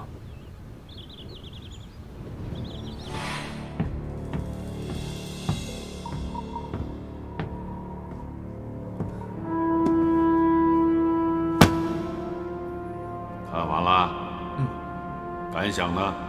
在这3000条校规里，关于禁止女子入学的条款，一条都没有。爹，既然校规里一条都没有，又为什么会变成现在这个样子呢？那可能要从第一任院首，也是书院的奠基者之一开始说起了。你知道他是谁吗？就是从你娘开始的。我娘？我娘也参选过院首。是啊，你娘天赋异禀，当年就是在一众男弟子面前，武功也是数一数二的。只可惜，当年离院首只有1步之遥之时，却被人举报作弊，含恨离场。从那以后，书院就有了一条不成文的规矩，不再招收女弟子。我才不信你娘会作弊。我也不信。可她是自愿退出，也给旁人落下了口实。阿远，我没想到这一切都是我娘造成的，对不起。你道什么歉啊？那都是过去的事了。所以你明天一定要赢，只有你赢了，这个规则才有改变的可能。你放心，我不会让你失望的。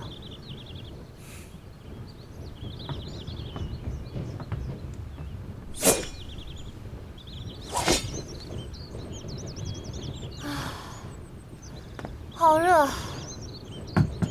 回去之后好好的泡个澡，再美美的睡一觉，完美。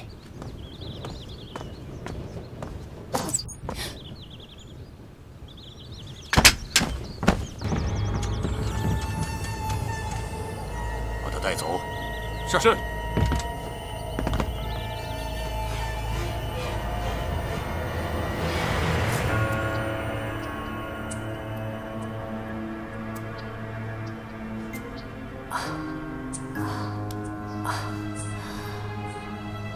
怎么了？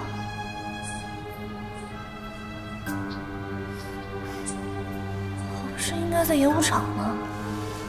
怎么会在这儿？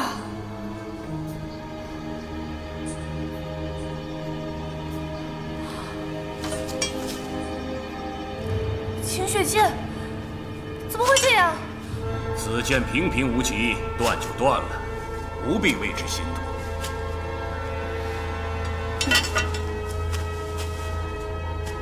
长院大人，我需要一个解释。1年1度的演武大会，对青云书院来说至关重要。想要夺得院首之位，光靠武功还不够，要为人光明磊落，德才兼备，方能令所有人对你心悦诚服。您到底想说什么？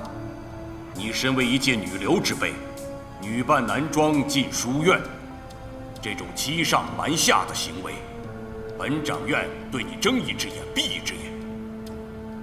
将你看押起来暂不上报，已经是仁至义尽了。你是不是也要有所自知之明啊？我是男是女，和我想当院首有什么关系？当然有关系。女人是不可以参加演武大会的。想当院首，更是痴心妄想。你们用这种卑鄙的手段，就算是赢了也是胜之不武。哼哼，手段如何并不重要，我要的只是一个结果。你老老实实的待在这里，待演武大会结束后，你会毫发无损的离开这里。你让我在这儿，我就在这儿，我凭什么听你的？好啊，你大可试试从这里逃出去，不过别怪我没有提醒你，到时恐怕你的命运就会如同此剑。哼！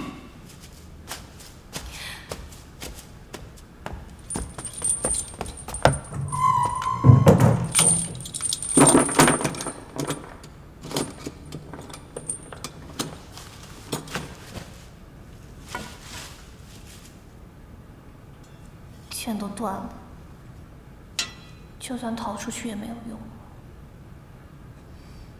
也打不起了。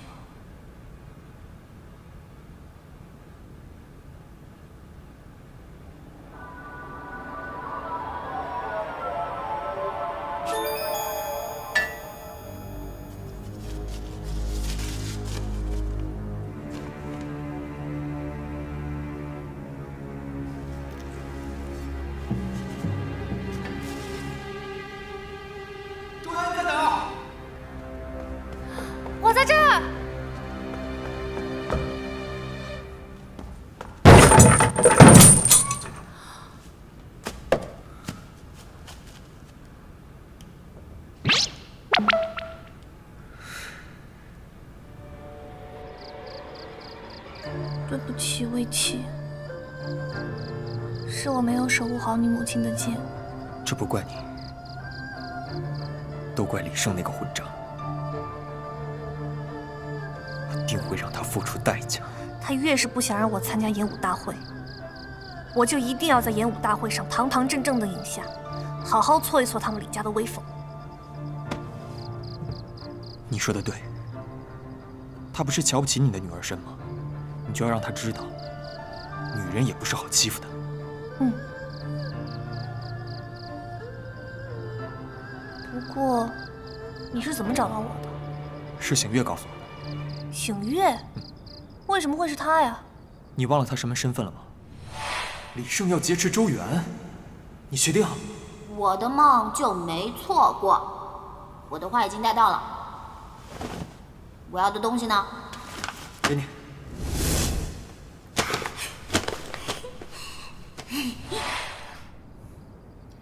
还真是有他的风格啊！怎么感觉自己输给了一包桂花糕？醒月也在用他的方式关心你吧？其实他作为李家媳妇，本没有义务告诉我们这些的。我知道，你们对我都很好。明天，我一定不会辜负你们的期待的。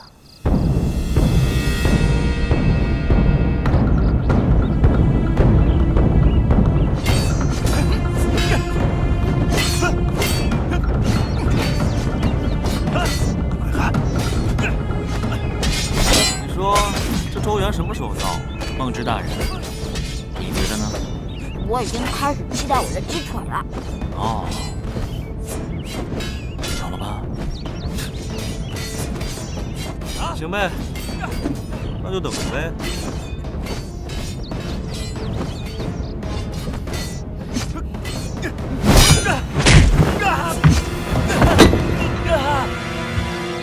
哎呦我的妈呀！哪是这样？本场比赛的胜者是李绵。李盟主，恭喜恭喜！承让。胜负已分，现在我宣布，下一轮比赛由李绵对周原。周原来了吗？周原呢？怎么还没来？算弃权啊！张元大人，情况如何？都安排妥了。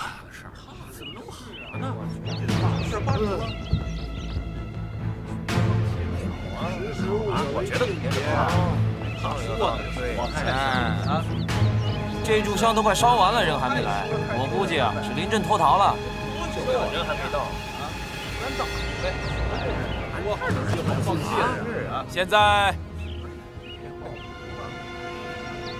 现在，本场比赛的结果，由于另外一名参赛选手周原在规定时间内没有出现，因此我宣布本场比赛的胜者是。谁说我没有出现？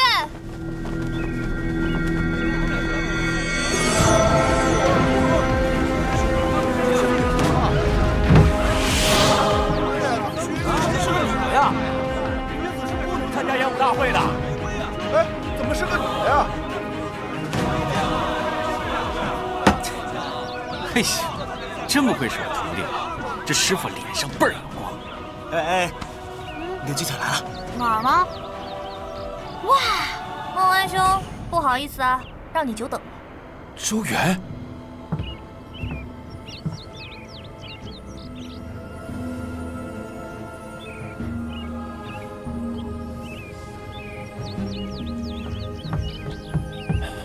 这怎么？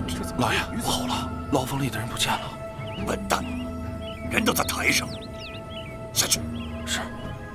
现在我宣布，比赛开始。梦之大人，您这是？我要送个东西给台上的人。他是来给我打气的吗？星月这家伙，看不出他也有贤惠的一面吗？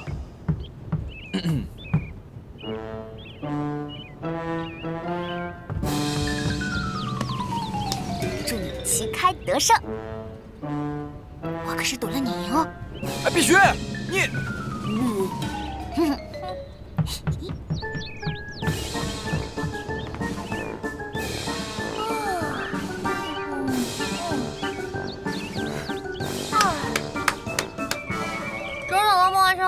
以开始了。你连武器都没有，拿什么跟我打呀？你说的是这个吗？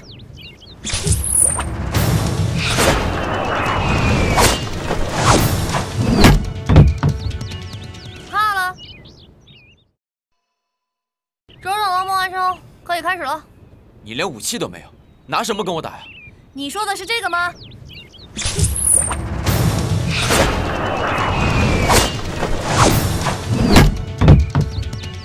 怕了。谁怕谁啊？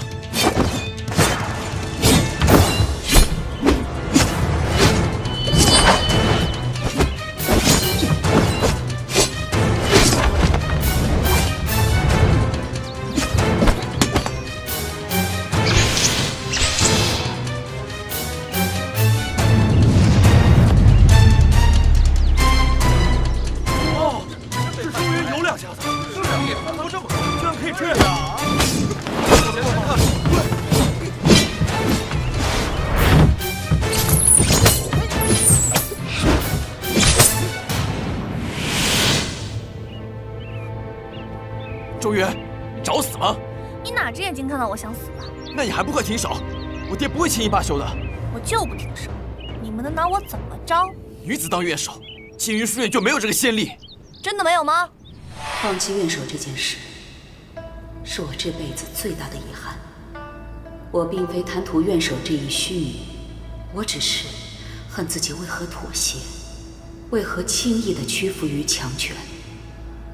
我拱手让出的不仅仅是属于自己的荣耀，更是自我以后千千万万女性弟子的尊严。女子强，何错之有？如果能给我一个重新来过的机会，我要对那些欺软怕硬、卑鄙无耻的宵小之辈说：我就不信这个邪！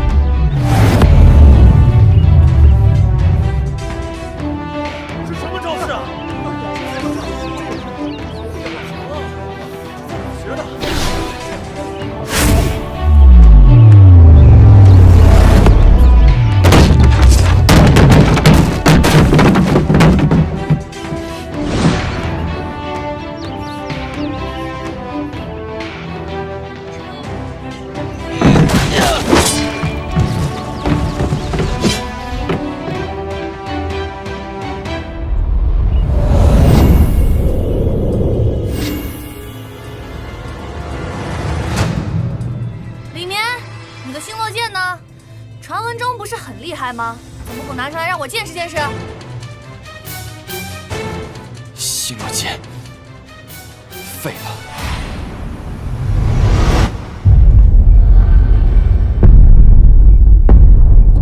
小侯爷，你上门夺剑意欲何为？回礼。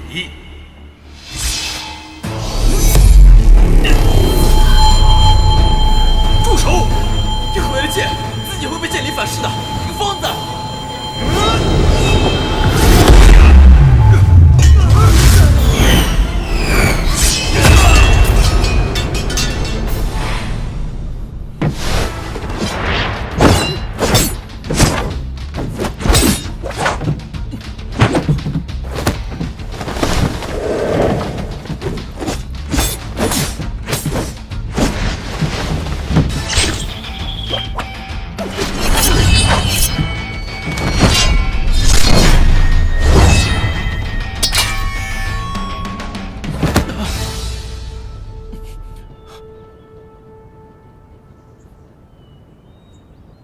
谢谢。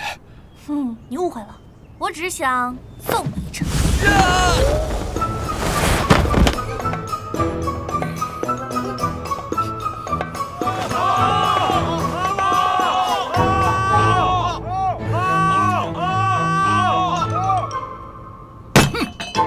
简直是胡闹！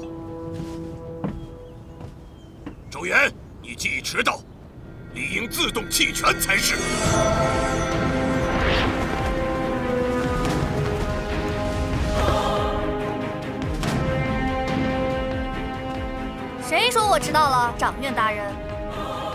您看看这炷香。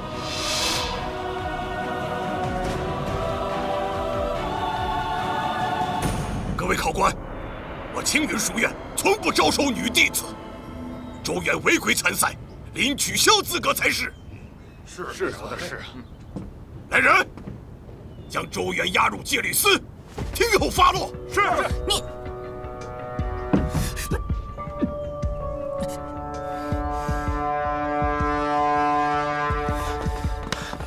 魏启，你知道在做什么吗？放手！硬闯戒律司是重罪，要是被上报，连魏侯都未必保得住你。这不正是你们想要的吗？看我被罚，最称心的不应该是你吗？否则何必利用周远来生出这一堆事端呢？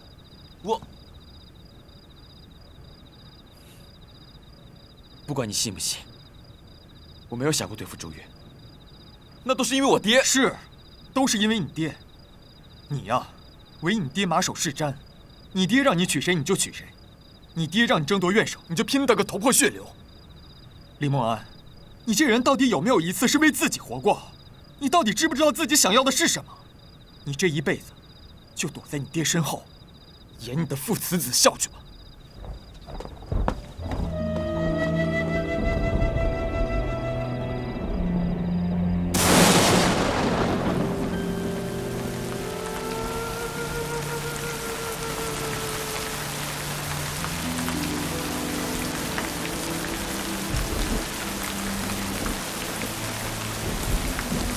李梦安，你这人到底有没有一次是为自己活过？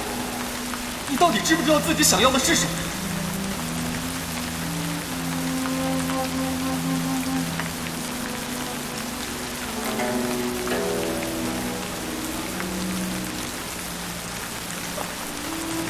你这一辈子就躲在你爹身后，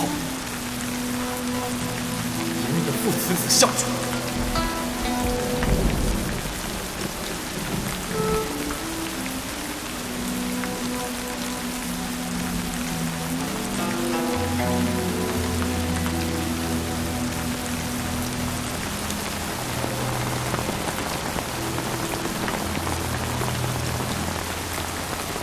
是你啊！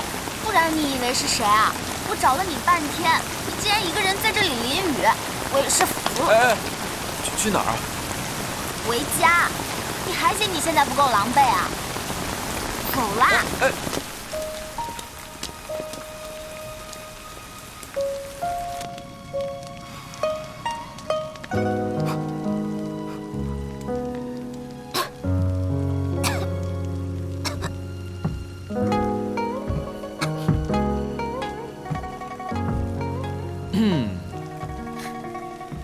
笑什么笑啊？哎呀，还不快过来帮忙！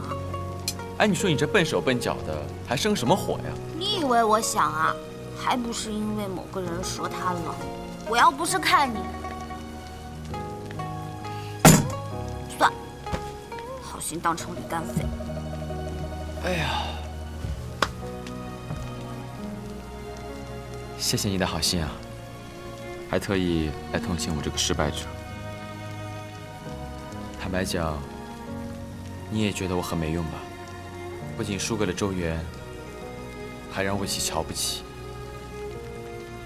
白担武林盟主之子的名号了。到头来还是一事无成。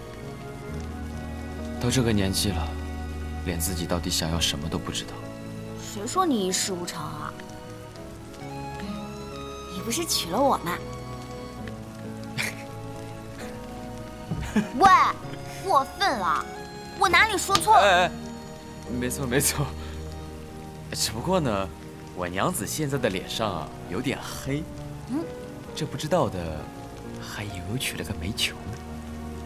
你，不闹了，不闹！冷静。怎么还跟小孩子一样？好了，托你的福，我已经心情好多了。谢谢。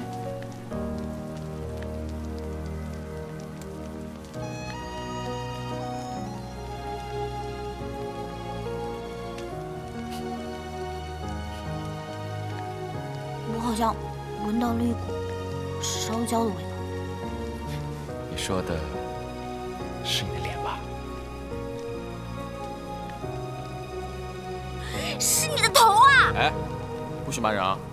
气氛刚刚好的时候，不是，真的是你。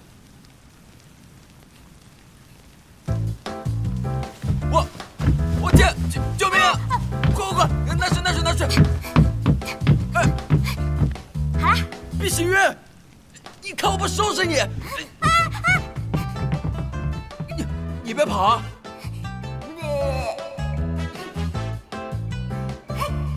别跑！可不收拾你！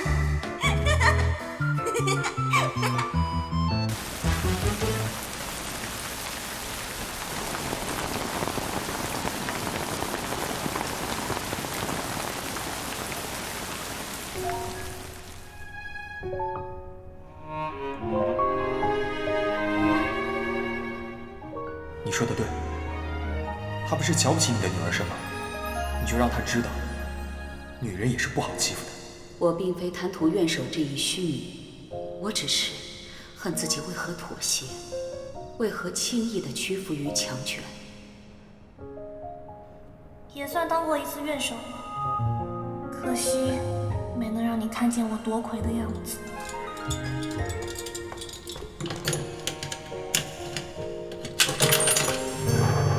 放人！这么快？不愿你的世界尘雨纷飞，不愿你目光处霜花流垂，梦见这一生的缘起，也不会后悔，只愿并非人同归。不愿你的世界尘雨纷飞，不愿你目光处霜花流垂，用尽这一生的运气，也不会后悔，只愿并非人同归，只愿并非人同归。所以这件事就这么了了？你以为呢？可是我隐瞒身份，按说应该被退学才对。可是不但没有退学，还保留成绩。就不能是我爹惜才啊？好歹你也打败了李年。哎，可是你手怎么了？没什么，在家切菜不小心。骗鬼啊你！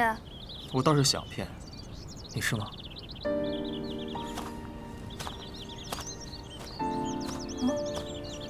哎，魏琪，你昨晚到底上哪儿去了？在家待着，哪儿也没去。我不信。不信就憋着。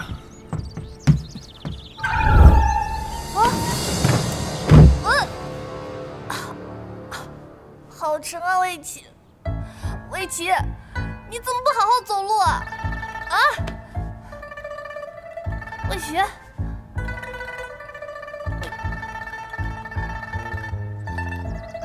发烧了！发烧了，你还说什么大话？能起来吗，魏琪？那当然，他可是叫魏启。来得匆忙，没打扰到你们吧？没有。笔试的时候还好好的，怎么突然就病倒了呢？淋了一晚上的雨，再铁打的人也受不了呀。也对，昨天晚上的事情，你不知道。昨晚发生了什么？畜生！你可知错？孩儿不知。你上门毁了人家的镇宅之宝，难道还是大功一件不成？那爹你怎么不问问李家父子在演武时都做了什么？又是和那个周元有关，你到底要为他发多少次疯啊？儿子只恨自己还有理智，做不来大逆不道的事。住口！这话什么意思啊？是想冲着你老子来吗？就为了区区一个周元？是为了公平，难道就因为她是女子，用命争来的成绩就能一笔勾销吗？是他欺瞒在先。若不杀鸡儆猴，书院以后如何立规矩？规矩，又是规矩。为了那些陈规旧律，牺牲了我娘一个还不够，如今又要搭上一个吗？出去！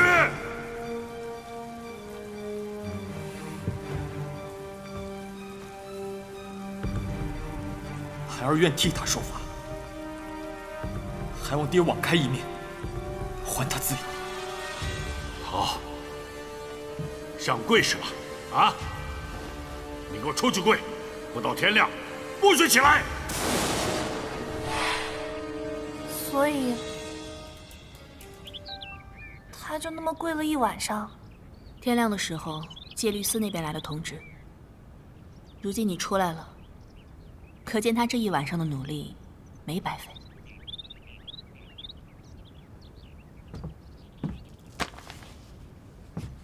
药我带到了，记得要喂给他。我？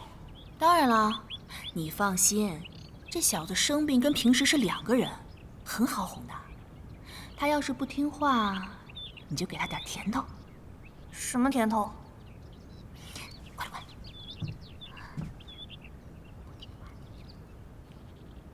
这招啊，我用过。对谁？魏曲啊。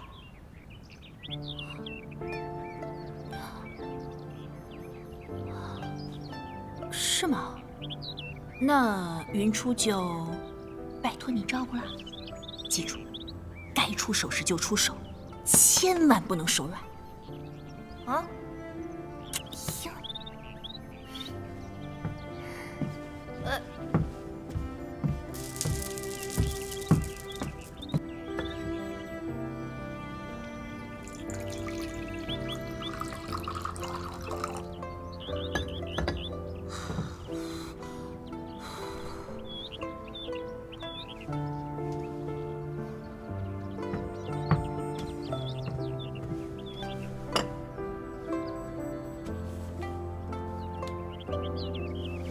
越来越烫了，得赶紧把药喝了。哎，听话，药喝得快就不苦了。骗子！哇，还真是一生病就变了一个人呢。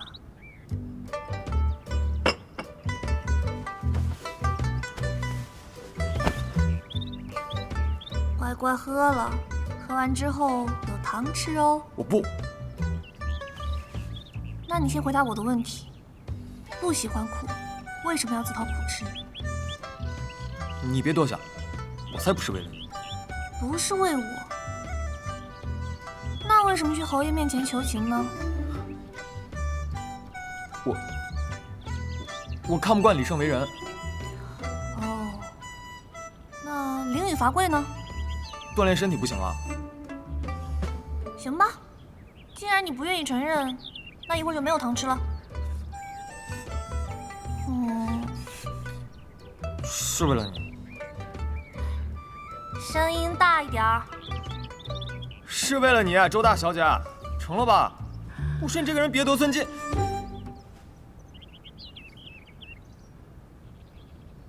给你的糖，拿着。这招对你还真管用啊！果然是亲姐姐的建议。谢谢你为我做了这么多，但下不为例。好了，先把药喝了吧。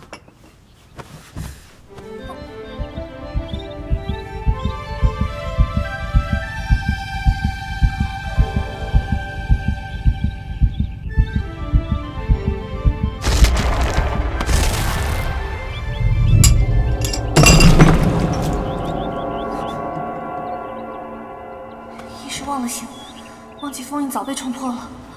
初元，你怎么了？啊，初元！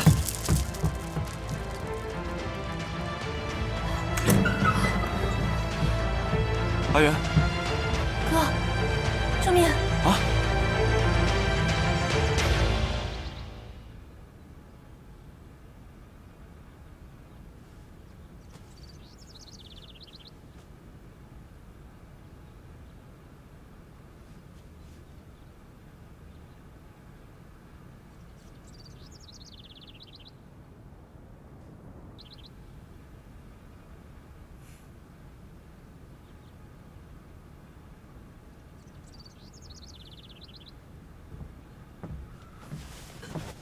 朱元，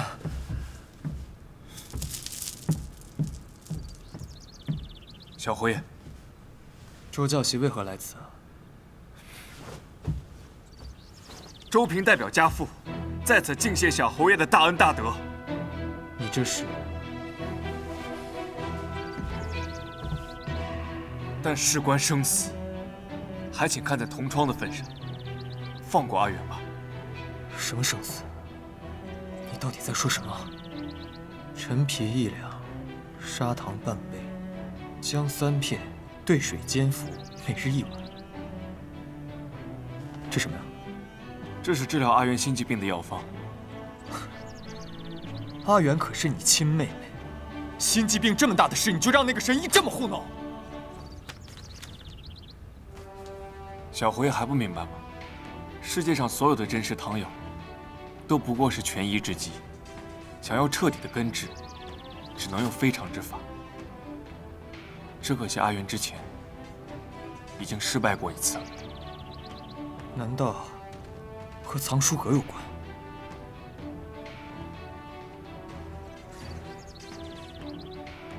出云心法，此事一言难尽。心法被偷过1次，如今封印变得更强了，想要拿到它，更加难上加难。不，还有一个方法，就是让阿元成为院首。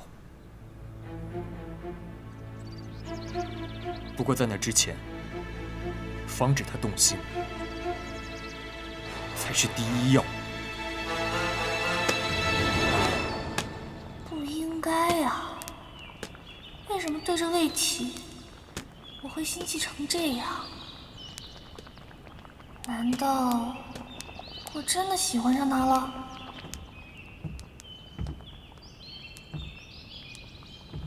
不可能！不可能！不可能！不可能！这药再熬就要干了。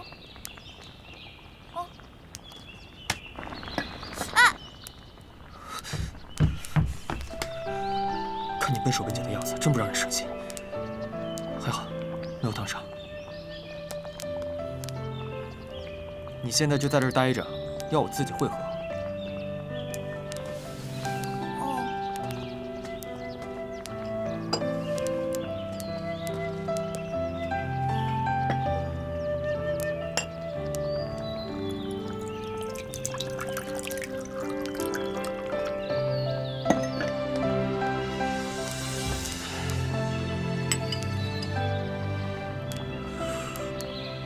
他应该是病糊涂了，把我当下药的糖了吧？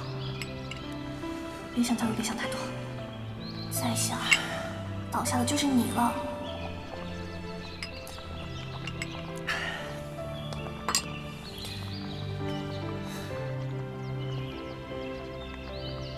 那个，问你个问题啊。你说，你有喜欢的人吗？你突然问这个干嘛？心肌病打算瞒多久？你哥都告诉我了。开玩笑，我可是从小就被人封住了心脉，不可能会对人动心。真没有？当然没有。在这个世上，除了我爹和我哥哥，没有什么人能让我周元对他上心。封印已被冲破这事，可不是闹着玩的。那他以后可不能轻易动心了。还是不懂啊！我都跟你说了，纸上得来终须浅。情爱这种事啊，得自己全心投入才行。还投入？在那之前，我恐怕连小命都不保了。什么？没什么。我觉得你对魏启十有八九也是有的。停！这对我来说可是生死攸关的事，可不是你随便说说的事。而且，万一要是弄错了，那我跟他岂不是连兄弟都做不成？那就只有去问老天爷了。算你运气好。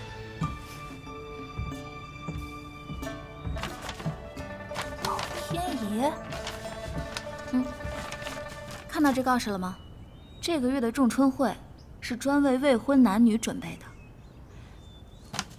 我要你去。我又不要接亲。你先听我说完嘛。仲春会的压箱底的余兴节目，就是水月桃花。水什么桃花？你就当第一次听见好了。这种桃花呢，不是在现实中盛开的，而是在仲春会的某一个时刻，当心存爱意的男女走过树下时，才会盛开的一种奇迹之花。心存爱意。所以呢，你要检验自己是真情还是假意，去问问水月桃花是最快的办法。如何？现在有兴趣了吗？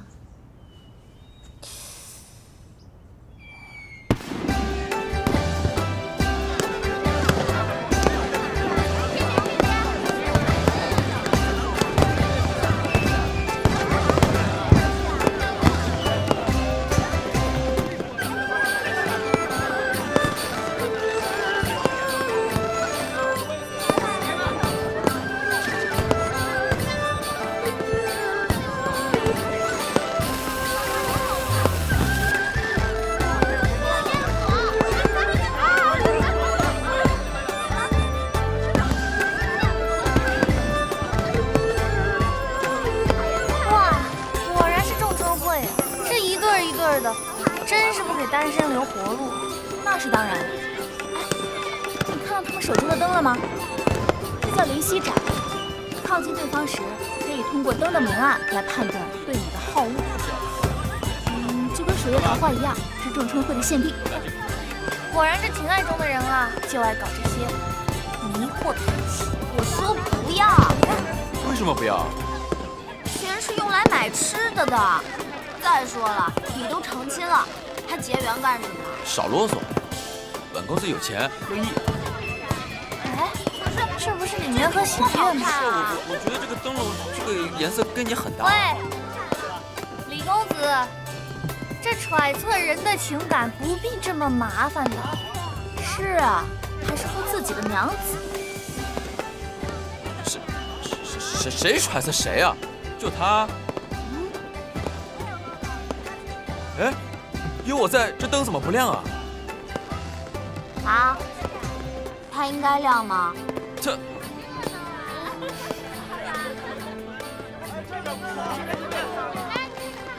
哎呀，我都说了不要了。哎，你爱要不要？哎，你干嘛去啊？喂，你去吃好吃的呀？吃你个狼心狗肺啊！我们去吃好吃的吧。哎，哎，这夫妻俩真是绝了。这，林烟，喂，你心上人就在那边，你竟然还不过去跟他搭话，是不是男人啊？喂，抱歉，不是哦。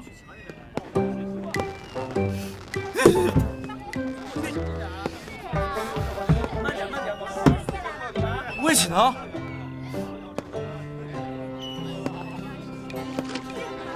如果真是这样，我也就不用这么烦恼。可那个人根本就不会来这里。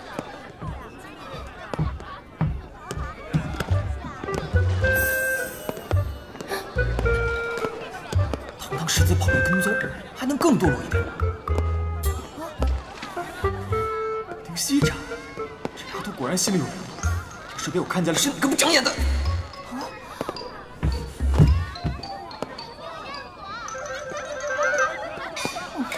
姑娘，你可有意中人？没有倒也无妨，只要你手里的灯亮，那人必在10步之内。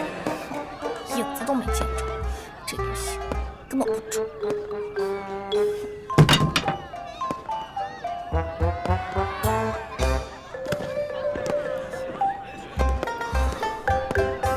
还好我躲得快。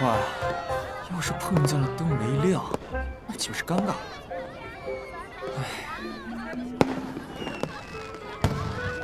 如果我是说万一，点亮那盏灯的人会不会是我？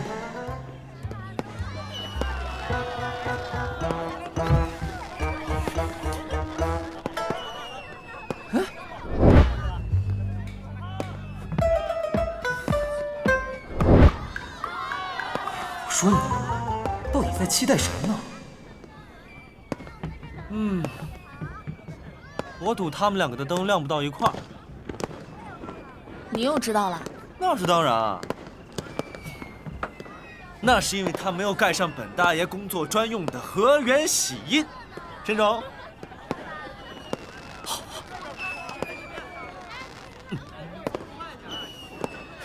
好了。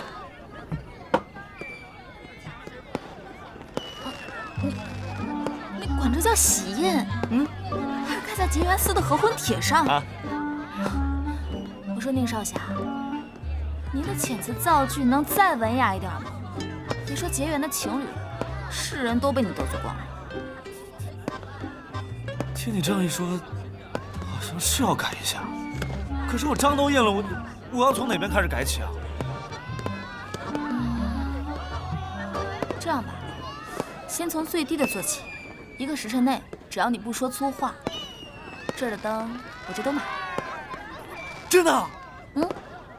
让你早点交差去玩，前提是你得做。行，用不着你盯。我说了，我自己打我自己。从现在开始，我宁大少爷要是再说一句粗话，我就他妈……老子这……你大爷！哎呀，再说错我就是狗！哎呀，又说错了，妈的！啊，很重，见鬼了！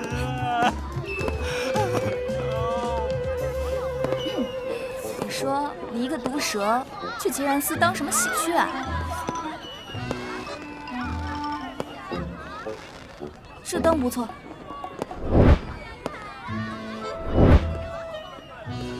就是不亮。哼，丑就直说，要是卖出去的话，就不会不亮。不会啊，我就很喜欢，因为和你很像。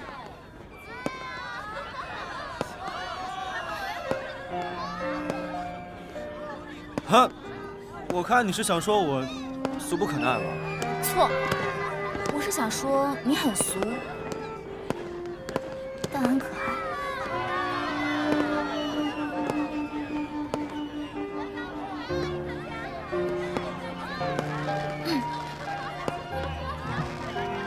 两边脸都红了，疼吗？疼个鸡毛啊！瞧不起谁？那你张嘴，看一下有没有伤到嘴角。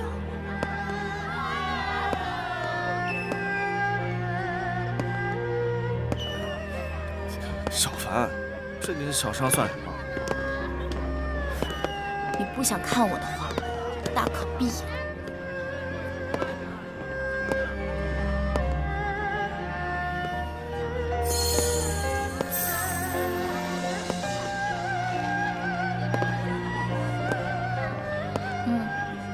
这下算是看清楚了，是真的破了。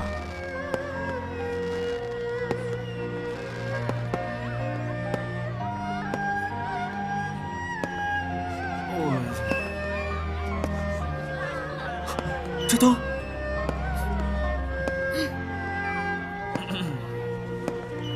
大概虚实到了，大家都心猿意马了吧？怎么了？没怎么。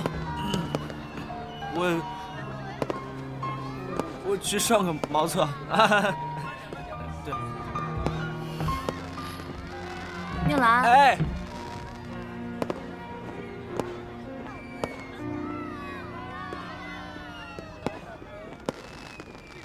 方向错了，茅厕在那边。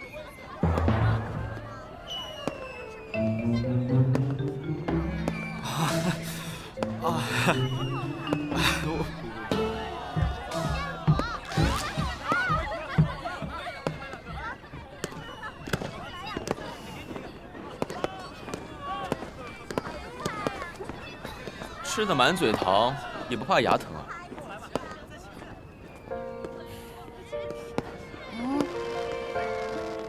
哎，你。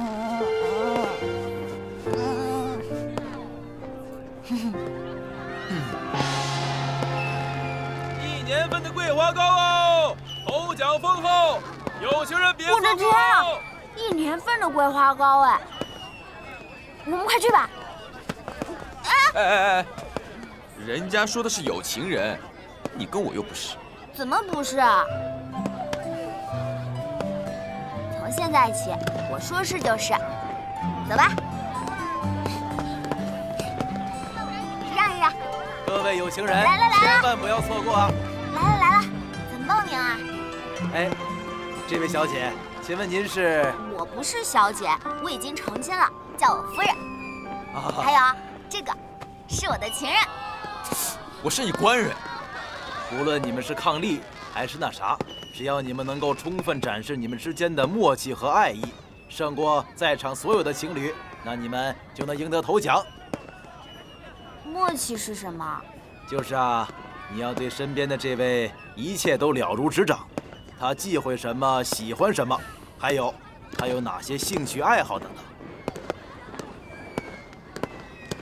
哎，算了，我可不指望。走了，不可能赢。啊，回来。那还有一项呢？哦，这个爱意啊，那表达的方式可就多了。今天是仲春会，特许参加者不拘礼节，夫人大可随性而为。哎，我说你跟个小孩子废什么话呀？他脑袋桂花糕做的，哪里懂什么爱意？有你的地方就是我的家，随身都带着你送我的花，这一生只有你一人可以。这样够吗？够，足够。夫人勇猛。那是，我看话本里都是这么写的。喂，我们赢了。怎么不高兴了？毕醒月，你当我什么啊？桂花糕吗？大庭广众之下想啃就啃，拿我花点点倒是很方便啊。你对我到底有没有？算了，说了也是白说。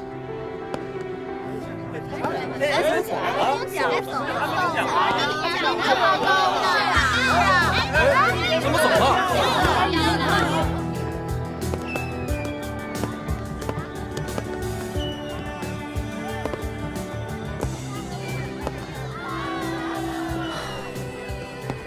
再过几年，我可能连背影都想不起来了。